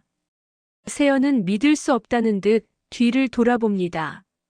조금 전까지 자신에게 아부하며 선물을 바치던 하객들은 이미 스마트폰을 들어 이 추락의 현장을 생중계하고 있습니다. 세연은 비명을 지르며 자신의 머리카락을 쥐어뜯습니다. 아니야.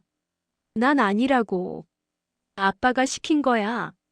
난 그냥 드레스 사고 가방 산 것밖에 없다고. 아빠가 돈 많다고 해서 쓴 것뿐인데 왜 나한테 이래? 박태수는 수사관의 팔을 뿌리치며 명숙을 향해 삿대질을 합니다. 강명숙, 내가 내 아들 진호한테 어떻게 이럴 수 있어? 진호가 내 밑에서 어떻게 일했는데 내 자식 인생까지 망칠 셈이야? 이 독한 할망구야. 박태수의 비겁한 외침이 피로 현장의 샹들리에를 흔듭니다.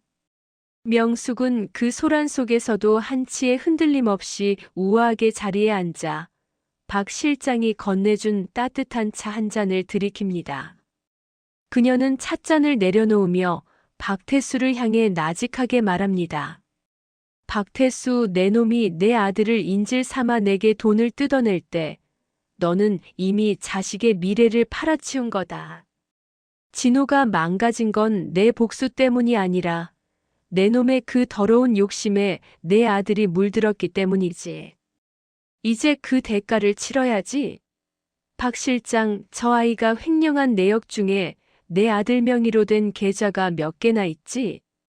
박 실장이 무심하게 서류를 읽어 내려갑니다.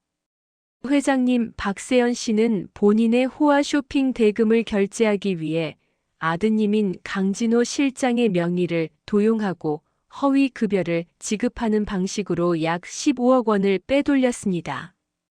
또한 박태수 사장은 강진호 실장을 법인 카드의 결제 책임자로 등록해 모든 비자금 조성의 책임을 아드님께 떠넘길 수 있도록 치밀하게 설계해 두었습니다. 모든 증거는 이미 검찰에 제출되었습니다. 아들 진호가 그 자리에서 무너져 내립니다. 그는 자신이 아내를 위해 한 일들이 범죄인 줄도 모른 채 그저 처가의 인정을 받기 위한 충성심이었다고 믿어왔습니다. 진호는 울부짖으며 명숙에게 기어옵니다. 엄마, 내가 잘못했어. 세연이가 시키는 대로만 하면 우리 집도 잘 살 수 있을 줄 알았어. 장인어른이 나중에 회사 물려준다고 해서. 제발 한 번만 살려줘. 엄마 힘으로 이거 다 없던 일로 할 수 있잖아.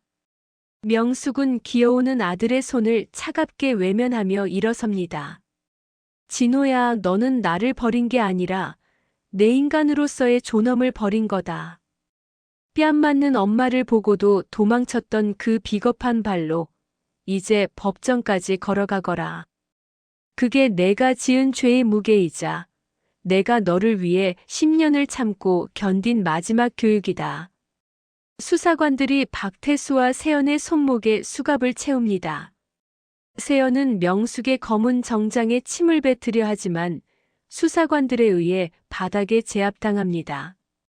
며느리의 하얀 드레스는 이제 흙바닥의 먼지와 명숙의 피, 그리고 쏟아진 술로 범벅이 되어 걸레보다 더 추악한 몰골로 변해버렸습니다. 박태수는 끌려가며 악을 씁니다. 강명숙, 내가 이기나 보자. 내가 감옥에서 나오면 널 가만 안 둘 거야. 하지만 명숙은 그의 외침을 뒤로하고 박 실장에게 지시합니다. 박 실장, 저자가 감옥에서 나올 때쯤이면 신라건설이라는 이름은 역사 속에서도 사라져 있을 거다. 그리고 저자의 모든 차명 재산 단 한 푼도 남기지 말고 추징하게 해. 감옥 문을 나설 때 그가 든 건 신발 주머니 하나뿐이어야 한다. 명숙은 피로 연장 입구에 서서 끌려나가는 그들의 뒷모습을 응시합니다. 며느리 세연의 비명소리가 복도 끝에서 작아질 때까지 명숙은 미동도 하지 않았습니다. 그녀의 뺨에 난 상처가 욱신거렸지만 마음속의 응어리는 비로소 조금씩 흩어지기 시작했습니다. 하지만 명숙은 알고 있었습니다. 이것은 파멸의 완성일 뿐 진정한 정리는 이제부터 시작이라는 것을요. 피로 연장은 이제 아수라장을 넘어 거대한 폐허처럼 보입니다. 수사관들에게 짐짝처럼 끌려나가는 박태수와 세연의 비명소리가 복도 끝까지 메아리 찌다 이내 정적 속에 파묻힙니다. 하객들은 자신들에게 불똥이 튈까봐 쥐새끼처럼 빠져나갔고 화려했던 테이블 위에는 먹다 남은 음식과 깨진 크리스털 조각들만이 기괴한 빛을 내며 뒹굴고 있습니다. 명숙은 그 폐허의 한가운데 가장 높은 상석에 앉아 박 실장이 건네는 따뜻한 차 한 잔을 마십니다. 찻잔에서 피어오르는 김이 명숙의 차가운 눈매를 살짝 가립니다. 회장님, 이제 신라건설의 모든 지분은 법정 대리인을 통해 회장님께 귀속되었습니다. 박태수가 담보로 잡았던 주식들은 이미 휴지 조각이 되었고 경영권은 정식으로 인수 절차를 밟고 있습니다. 내일 아침 9시 긴급 이사회를 통해 신라건설의 사명은 강명건설로 변경될 예정이며 박태수의 라인에 섰던 모든 임직원에 대한 대대적인 숙청이 시작될 겁니다. 박태수의 흔적은 먼지 한 톨 남기지 않고 지울 준비가 되었습니다. 명숙은 찻잔을 내려놓으며 통유리창 너머의 서울 야경을 응시합니다. 비는 그쳤지만 창문에 맺힌 물방울들이 마치 누군가의 눈물처럼 흘러내립니다. 명숙은 차분하게 그러나 얼음장 같은 목소리로 다음 지시를 내립니다. 박 실장, 여기서 끝내면 전설의 강 회장이 아니지. 박태수가 로비 자금을 뿌린 공무원들, 그리고 세연의 횡령을 눈감아준 회계법인 파트너들까지 전부 속아내라.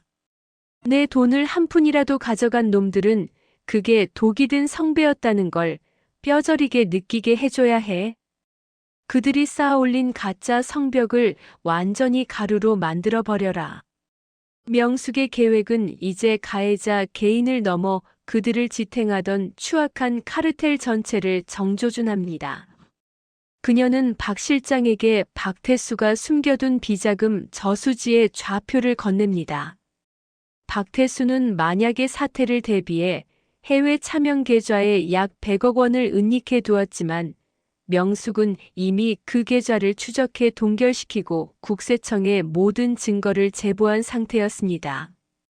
박태수는 감옥에서 나와도 단 한 푼의 돈도 만질 수 없는 완벽한 알거지가 될 것입니다.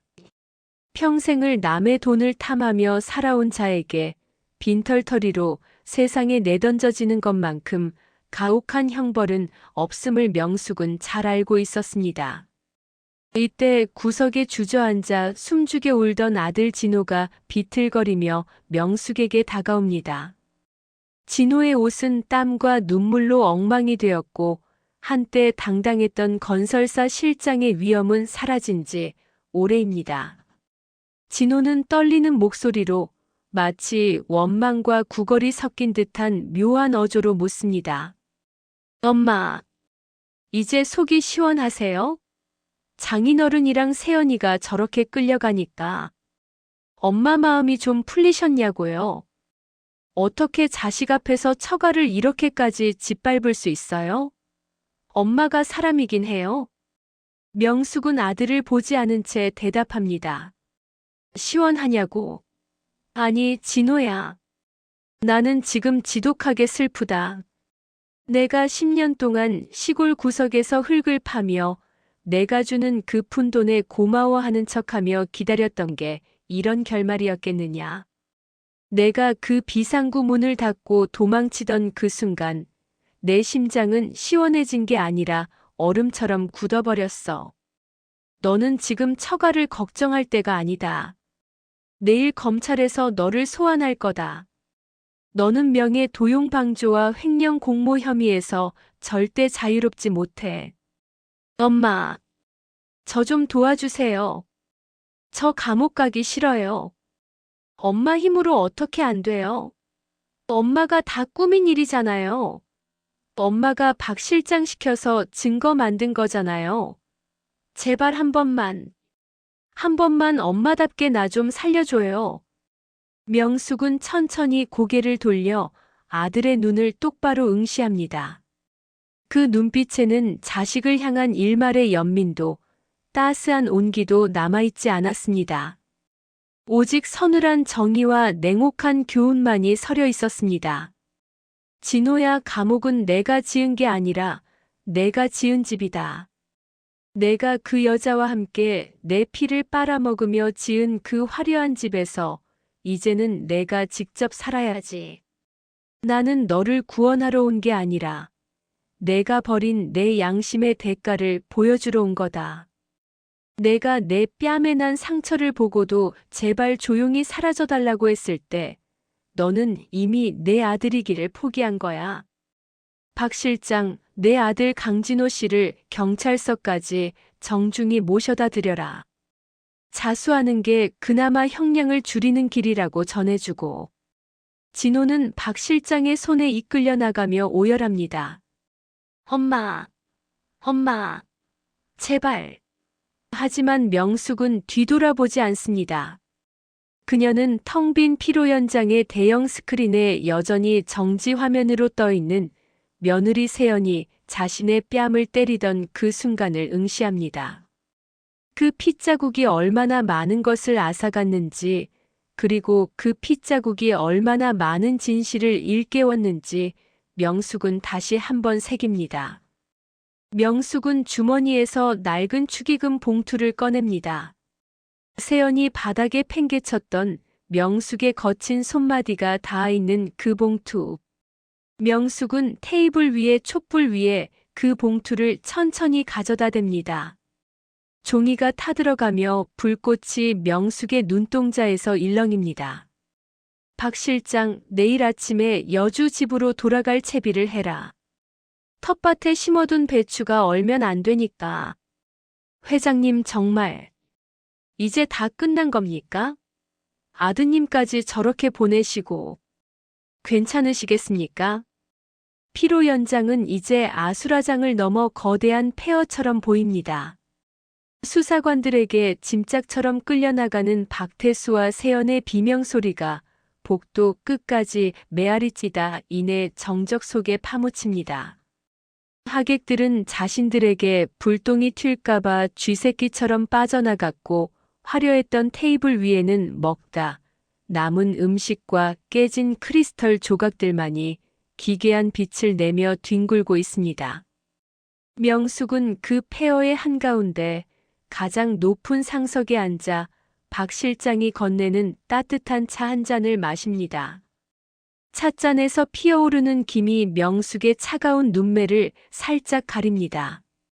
회장님, 이제 신라건설의 모든 지분은 법정 대리인을 통해 회장님께 귀속되었습니다. 박태수가 담보로 잡았던 주식들은 이미 휴지 조각이 되었고 경영권은 정식으로 인수 절차를 밟고 있습니다. 내일 아침 9시 긴급 이사회를 통해 신라건설의 사명은 강명건설로 변경될 예정이며 박태수의 라인에 섰던 모든 임직원에 대한 대대적인 숙청이 시작될 겁니다.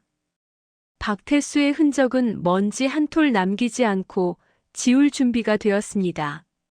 명숙은 찻잔을 내려놓으며 통유리창 너머의 서울 야경을 응시합니다. 비는 그쳤지만 창문에 맺힌 물방울들이 마치 누군가의 눈물처럼 흘러내립니다. 명숙은 차분하게 그러나 얼음장 같은 목소리로 다음 지시를 내립니다. 박 실장, 여기서 끝내면 전설의 강 회장이 아니지. 박태수가 로비 자금을 뿌린 공무원들, 그리고 세연의 횡령을 눈감아준 회계법인 파트너들까지 전부 속아내라. 내 돈을 한 푼이라도 가져간 놈들은 그게 독이 든 성배였다는 걸 뼈저리게 느끼게 해줘야 해. 그들이 쌓아올린 가짜 성벽을 완전히 가루로 만들어버려라. 명숙의 계획은 이제 가해자 개인을 넘어 그들을 지탱하던 추악한 카르텔 전체를 정조준합니다. 그녀는 박 실장에게 박태수가 숨겨둔 비자금 저수지의 좌표를 건넵니다. 박태수는 만약의 사태를 대비해 해외 차명 계좌에 약 100억 원을 은닉해 두었지만 명숙은 이미 그 계좌를 추적해 동결시키고 국세청에 모든 증거를 제보한 상태였습니다. 박태수는 감옥에서 나와도 단 한 푼의 돈도 만질 수 없는 완벽한 알거지가 될 것입니다. 평생을 남의 돈을 탐하며 살아온 자에게 빈털터리로 세상에 내던져지는 것만큼 가혹한 형벌은 없음을 명숙은 잘 알고 있었습니다. 이때 구석에 주저앉아 숨죽여 울던 아들 진호가 비틀거리며 명숙에게 다가옵니다. 진호의 옷은 땀과 눈물로 엉망이 되었고 한때 당당했던 건설사 실장의 위엄은 사라진 지 오래입니다. 진호는 떨리는 목소리로 마치 원망과 구걸이 섞인 듯한 묘한 어조로 묻습니다. 엄마, 이제 속이 시원하세요? 장인어른이랑 세연이가 저렇게 끌려가니까 엄마 마음이 좀 풀리셨냐고요? 어떻게 자식 앞에서 처가를 이렇게까지 짓밟을 수 있어요? 엄마가 사람이긴 해요. 명숙은 아들을 보지 않은 채 대답합니다. 시원하냐고? 아니, 진호야. 나는 지금 지독하게 슬프다. 내가 10년 동안 시골 구석에서 흙을 파며 내가 주는 그 푼돈에 고마워하는 척하며 기다렸던 게 이런 결말이었겠느냐. 내가 그 비상구 문을 닫고 도망치던 그 순간 내 심장은 시원해진 게 아니라 얼음처럼 굳어버렸어. 너는 지금 처가를 걱정할 때가 아니다. 내일 검찰에서 너를 소환할 거다. 너는 명예 도용방조와 횡령 공모 혐의에서 절대 자유롭지 못해. 엄마, 저 좀 도와주세요. 저 감옥 가기 싫어요. 엄마 힘으로 어떻게 안 돼요? 엄마가 다 꾸민 일이잖아요. 엄마가 박 실장 시켜서 증거 만든 거잖아요. 제발 한 번만 엄마답게 나 좀 살려줘요. 명숙은 천천히 고개를 돌려 아들의 눈을 똑바로 응시합니다. 그 눈빛에는 자식을 향한 일말의 연민도 따스한 온기도 남아있지 않았습니다. 오직 서늘한 정의와 냉혹한 교훈만이 서려 있었습니다. 진호야, 감옥은 내가 지은 게 아니라 내가 지은 집이다. 내가 그 여자와 함께 내 피를 빨아먹으며 지은 그 화려한 집에서 이제는 내가 직접 살아야지. 나는 너를 구원하러 온 게 아니라 내가 버린 내 양심의 대가를 보여주러 온 거다. 내가 내 뺨에 난 상처를 보고도 제발 조용히 사라져달라고 했을 때 너는 이미 내 아들이기를 포기한 거야. 박 실장, 내 아들 강진호 씨를 경찰서까지 정중히 모셔다 드려라. 자수하는 게 그나마 형량을 줄이는 길이라고 전해주고. 진호는 박 실장의 손에 이끌려 나가며 오열합니다. 엄마, 엄마, 제발. 하지만 명숙은 뒤돌아보지 않습니다. 그녀는 텅 빈 피로 연장의 대형 스크린에 여전히 정지 화면으로 떠 있는 며느리 세연이 자신의 뺨을 때리던 그 순간을 응시합니다.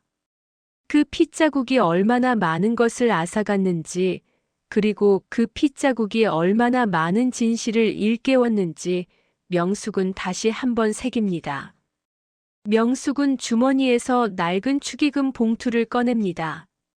세연이 바닥에 팽개쳤던 명숙의 거친 손마디가 닿아 있는 그 봉투.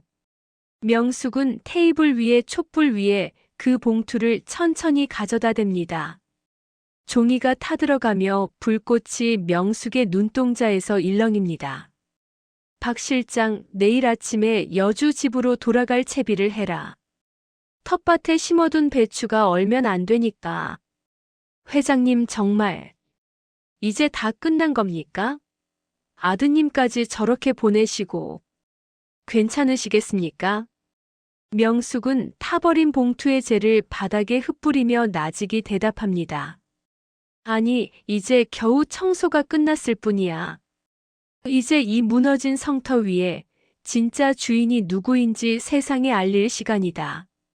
박태수가 나를 요망한 노인네라며 쳐넣으려 했던 그 병원 말이다. 그 병원 재단 내일 내가 인수한다. 그리고 그곳에 갈 곳 없는 노인들을 위한 무료 요양시설을 세울 거야. 내 뺨을 때린 대가로 그들은 평생 속죄하며 살아야 할 거다. 명숙은 자리에서 일어납니다. 구부정했던 허리가 꼿꼿하게 펴지고 촌로의 껍데기를 완전히 벗어던진 여왕의 자태로 피로 연장을 나섭니다. 등 뒤로 무너진 화려함의 잔해들이 그림자처럼 길게 늘어집니다. 호텔 로비를 지나 정문으로 향하는 명숙의 앞에 경찰에 연행되던 며느리 세연이 마지막으로 발악하며 마주칩니다. 수갑을 찬 채 형사들에게 끌려가던 세연은 명숙을 보자마자 비명을 지릅니다.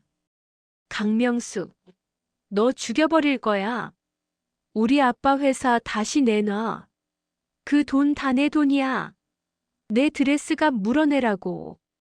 명숙은 걸음을 멈추고 세연에게 다가갑니다. 그리고 세연의 귀에 대고 아주 낮고 오싹할 정도로 차가운 목소리로 속삭입니다. 세연아, 내가 입은 그 드레스 감옥 사물함에 잘 넣어두라고 했지? 그 핏자국이 다 마를 때쯤이면 내 아버지는 감옥 안에서 이름도 없이 죽어갈 거고 너는 평생 그 핏빛 추억을 씹으며 살게 될 거야. 아, 그리고 내가 그렇게 자랑하던 그 드레스, 사실은 내 호텔 청소포로 쓰기에도 아까운 걸레란다. 잘 가거라. 내 다시는 너를 보지 않기를 바라마. 세연은 공포에 질려 입을 벌린 채 굳어버리고 명숙은 유유히 기다리고 있던 블랙 세단에 올라탑니다. 차 문이 닫히는 소리는 마치 한 시대의 종말을 고하는 웅장한 타종 소리와도 같았습니다. 명숙은 타버린 봉투의 재를 바닥에 흩뿌리며 나직이 대답합니다. 아니, 이제 겨우 청소가 끝났을 뿐이야. 이제 이 무너진 성터 위에 진짜 주인이 누구인지 세상에 알릴 시간이다. 박태수가 나를 요망한 노인네라며 쳐넣으려 했던 그 병원 말이다. 그 병원 재단 내일 내가 인수한다. 그리고 그곳에 갈 곳 없는 노인들을 위한 무료 요양시설을 세울 거야. 내 뺨을 때린 대가로 그들은 평생 속죄하며 살아야 할 거다. 명숙은 자리에서 일어납니다. 구부정했던 허리가 꼿꼿하게 펴지고 촌로의 껍데기를 완전히 벗어던진 여왕의 자태로 피로 연장을 나섭니다. 등 뒤로 무너진 화려함의 잔해들이 그림자처럼 길게 늘어집니다. 호텔 로비를 지나 정문으로 향하는 명숙의 앞에 경찰에 연행되던 며느리 세연이 마지막으로 발악하며 마주칩니다. 수갑을 찬 채 형사들에게 끌려가던 세연은 명숙을 보자마자 비명을 지릅니다. 강명숙, 너 죽여버릴 거야. 우리 아빠 회사 다시 내놔. 그 돈 다 내 돈이야. 내 드레스값 물어내라고. 명숙은 걸음을 멈추고 세연에게 다가갑니다. 그리고 세연의 귀에 대고 아주 낮고 오싹할 정도로 차가운 목소리로 속삭입니다. 세연아, 내가 입은 그 드레스 감옥 사물함에 잘 넣어두라고 했지? 그 핏자국이 다 마를 때쯤이면 내 아버지는 감옥 안에서 이름도 없이 죽어갈 거고 너는 평생 그 핏빛 추억을 씹으며 살게 될 거야. 아, 그리고 내가 그렇게 자랑하던 그 드레스, 사실은 내 호텔 청소포로 쓰기에도 아까운 걸레란다. 잘 가거라. 내 다시는 너를 보지 않기를 바라마. 세연은 공포에 질려 입을 벌린 채 굳어버리고 명숙은 유유히 기다리고 있던 블랙 세단에 올라탑니다. 차 문이 닫히는 소리는 마치 한 시대의 종말을 고하는 웅장한 타종 소리와도 같았습니다. 호텔 로비의 회전문이 묵직하게 돌아가며 명숙을 밤의 정막 속으로 안내합니다. 등 뒤로는 여전히 경찰차의 사이렌 소리와 박태수, 세연의 비명이 뒤섞여 아수라장을 이루고 있습니다. 명숙은 차가운 밤 공기를 깊게 들이마십니다. 폐부 깊숙이 박혀있던 10년의 울분이 차가운 빗물에 씻겨 내려가는 기분입니다. 하지만 명숙의 눈은 여전히 목적지를 향해 날카롭게 빛나고 있습니다. 그녀는 기다리고 있던 블랙 세단에 올라타며 박 실장에게 나직하게, 그러나 단호하게 의존입니다. 박 실장, 이제 마지막 쐐기를 박을 시간이다. 박태수가 숨겨둔 마지막 비상금, 그 제주도 땅과 해외 차명 계좌의 보안 코드를 검찰 수사팀에 넘겨라. 그자가 감옥 안에서 돈의 힘으로 유능한 변호사를 사고 형량을 줄이려는 꿈조차 꾸지 못하게 해야 해. 단 한 푼의 돈도 그의 손에 남겨두지 마라. 그리고 며느리라는 아이. 그 아이의 이름으로 된 모든 SNS 계정과 커뮤니티에 오늘 밤 로비와 비상구에서 있었던 영상을 배포해라. 세상 모든 사람이 그녀의 그 화려한 명품 드레스 뒤에 숨겨진 추악한 핏자국을 영원히 기억하게 만들어야 한다. 익명성은 필요 없다. 진실이 가장 잔인한 복수가 될 테니까. 명숙의 명령은 단호하고 거침없습니다. 그녀는 30년 전 명동의 사채 시장에서 배운 가장 잔혹한 교훈을 실행하고 있습니다. 뿌리까지 뽑지 않으면 잡초는 다시 자란다. 박태수는 감옥 안에서도 재기의 기회를 노릴 인물입니다. 명숙은 그가 가진 모든 물질적 기반뿐만 아니라 그를 지탱하던 사회적 명예와 마지막 자존심까지 가루로 만들어버릴 작정입니다. 차가 도심의 야경을 가로지르는 동안 명숙은 태블릿 PC를 통해 실시간으로 올라오는 속보들을 지켜봅니다. 중견건설사 신라건설 최종부도 재벌가 며느리의 충격적 시어머니 폭행 영상 유포. 기사 아래 달린 수천 개의 비난 댓글들이 명숙의 눈동자에 반사되어 일렁입니다. 박태수, 내가 내 아들에게 빚쟁이 엄마를 둬서 불쌍하다고 비웃었지? 이제 내 아들이 범죄자 아버지를 둔 파산한 사기꾼의 자식으로 평생 불리게 될 때 너는 어떤 표정을 지을지 참으로 궁금하구나. 명숙은 창밖으로 스치는 가로등 불빛을 보며 자신의 부어오른 뺨을 가만히 어루만집니다. 며느리의 손자격이 남았던 그 자리는 여전히 욱신거리지만 그 통증은 이제 명숙에게 승리의 훈장이자 차가운 각성제처럼 느껴집니다. 차는 어느덧 박태수의 호화 저택 앞에 멈춰 섭니다. 이미 법원에서 나온 집달관들이 대문에 노란 압류띠를 두르고 빨간 딱지를 붙이고 있습니다. 명숙은 차에서 내려 그 광경을 지켜봅니다. 세연이 그렇게 자랑하던 수억 원대의 정원석과 이탈리아에서 수입했다는 조형물들이 차가운 압류의 상징 아래 놓여 있습니다. 그때 검찰로 이송되기 직전 소지품 정리를 위해 잠시 집에 들른 세연이 형사들 사이에서 명숙을 발견합니다. 세연은 수갑을 찬 채 미친 듯이 발악하며 명숙을 향해 달려들려 합니다. 강명숙, 이 악마 같은 노인네야. 내가 뭔데 내 집을 건드려. 내 가구, 내 명품 가방 하나라도 건드리면 내가 가만 안 둘 거야. 이건 내 거야. 내 피 같은 내 거란 말이야. 당장 저 딱지 떼. 아빠. 아빠 어디 있어? 명숙은 세연에게 천천히 다가갑니다. 형사들이 제지하려 하지만 박 실장이 명숙의 신분과 채권자 지위를 밝히자 길을 터줍니다. 명숙은 세연의 코앞까지 다가가 그녀가 입고 있는 그 피 묻은 드레스 자락을 손가락 끝으로 가볍게 튕깁니다. 혐오스러운 오물을 대하는 듯한 손짓이었습니다. 세연아, 아직도 내 것인 게 남아있다고 믿느냐?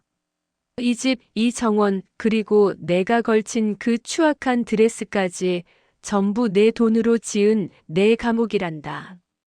너는 이제부터 평생 동안 이 핏자국을 지우려 애쓰겠지만 절대 지워지지 않을 거야.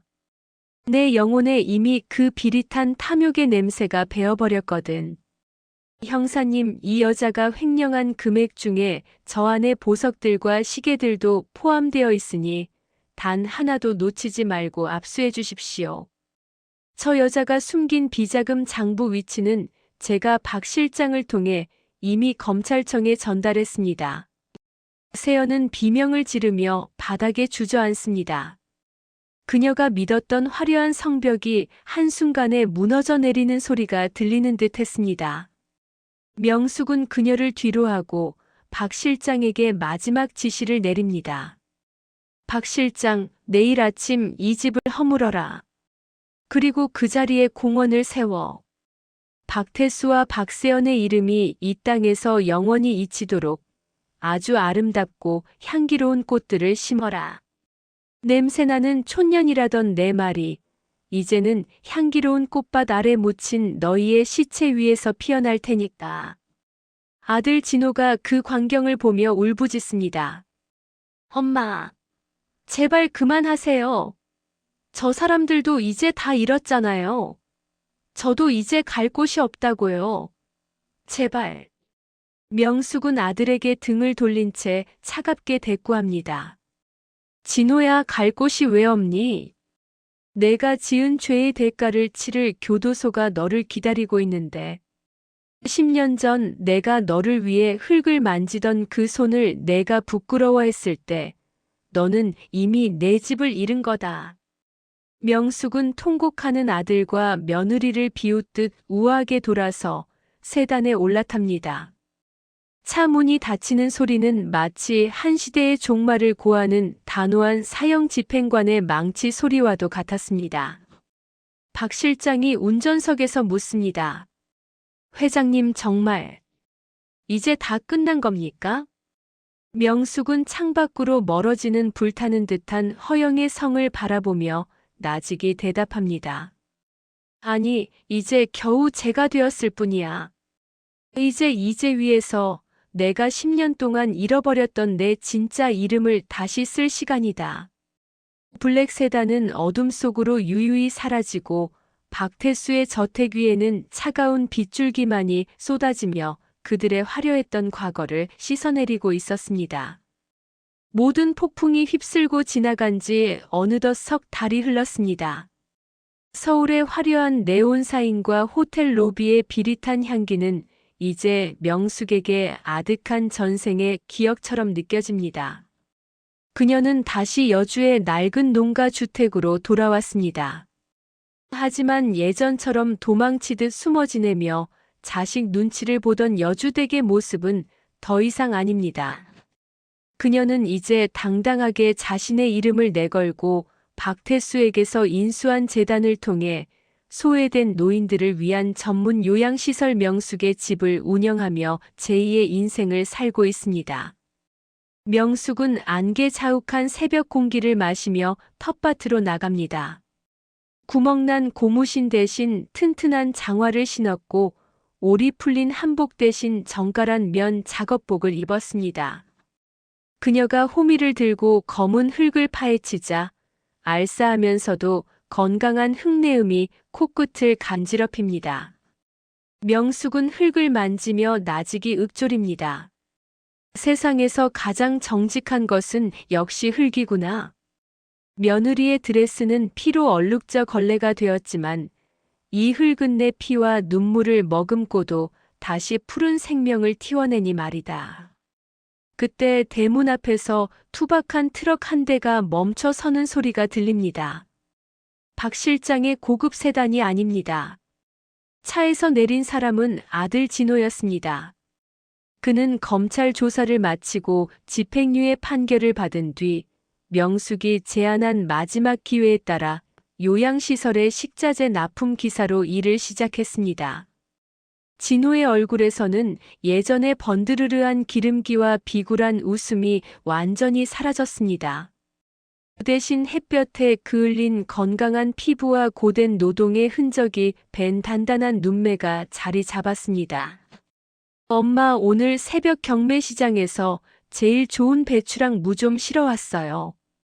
요양원 어르신들 오늘 김장하신다고 해서 제가 직접 하나하나 골랐습니다.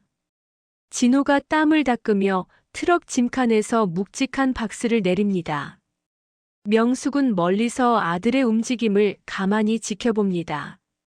예전 같았으면 엄마가 이런 힘든 일을 왜 해? 돈 주고 사람 써. 라며 짜증을 냈을 아들이 이제는 묵묵히 제 몫의 짐을 나르고 있습니다. 명숙은 다가가 아들이 건네는 박스를 함께 맞잡습니다. 투박한 두 손이 닿는 순간 명숙은 아들의 손바닥에 박힌 딱딱한 굳은 살을 느낍니다. 그것은 명숙이 평생을 바쳐 일궈온 삶의 훈장이자 아들이 비로소 배우기 시작한 인간의 존엄이었습니다. 진호야, 고생했다. 손 씻고 들어와라. 된장찌개 끓여놨다. 진호는 어머니의 부어오른 뺨이 이제는 희미한 흉터로 남은 것을 보며 멈칫합니다. 그는 식탁에 앉아 고개를 숙인 채 떨리는 목소리로 말합니다. 엄마, 그때 제가 그 비상구 문을 닫고 도망쳤던 날이요. 제가 평생을 속죄해도 모자랄 짓을 했어요. 엄마가 흙 묻은 손으로 나를 키웠는데 나는 그 흙이 묻을까봐 엄마를 밀어냈습니다. 정말 죽을 죄를 졌습니다. 명숙은 아들의 어깨를 가만히 두드립니다. 용서는 입술로 하는 게 아니라 내 손바닥에 굳은 살이 해주는 거란다. 이제야 내가 내 아들 같다. 돈의 노예가 아니라 내 땀의 주인이 되었으니까. 명숙과 진호가 툇마루에 마주 앉아 소박한 식사를 마칠 무렵 박 실장이 서류 한 뭉치를 들고 대문을 들어섭니다. 박 실장은 정중히 인사하며 명숙에게 보고합니다. 회장님, 감옥에 있는 박태수 씨와 박세연 씨가 보낸 탄원서입니다. 매일같이 울며 불며 편지를 보내옵니다. 세연 씨는 정신적인 고통을 호소하며 합의금을 제시해달라고 애원하고 있습니다. 어떻게 처리할까요? 명숙은 찌개를 한 숟갈 크게 떠넣으며 무심하게 대답합니다. 박 실장, 그 편지들 읽을 필요 없다. 내용도 뻔하지 않겠나? 그대로 며느리가 그토록 좋아하던 그 명품 가방 상자에 담아서 돌려보내줘. 그리고 전해라. 인생이라는 비단 위에 묻은 핏자국은 그 어떤 명품으로도 가릴 수 없다라고. 그들은 거기서 평생 자신들이 무시했던 그 흙의 무게를 견디며 살아야 해. 그게 내가 베푸는 마지막 잡이다. 명숙은 식사를 마치고 마당으로 나가 서서히 지는 노을을 바라봅니다. 온 세상을 붉게 물들이는 노을은 마치 며느리의 드레스에 묻었던 그 핏방울처럼 강렬하지만 이제 명숙의 가슴은 더 이상 아프지 않습니다. 명숙은 자신의 거칠고 갈라진 손을 내려다봅니다. 이 손으로 자식을 키웠고 이 손으로 적을 파멸시켰으며 이제 이 손으로 다시 버림받은 노인들의 눈물을 닦아주고 있습니다. 명숙은 텃밭 한 구석에 피어난 하얀 목련 꽃잎을 만지며 나직에 속삭입니다. 자, 이제 진짜 강명숙의 인생을 시작해볼까? 명숙의 당당하고 기품 있는 웃음소리가 여주의 산자락에 울려 퍼집니다. 전설의 강 회장은 사라졌지만 그 자리에 단단한 뿌리를 내린 위대한 어머니의 역사는 이제 막 찬란한 첫 페이지를 넘기고 있었습니다.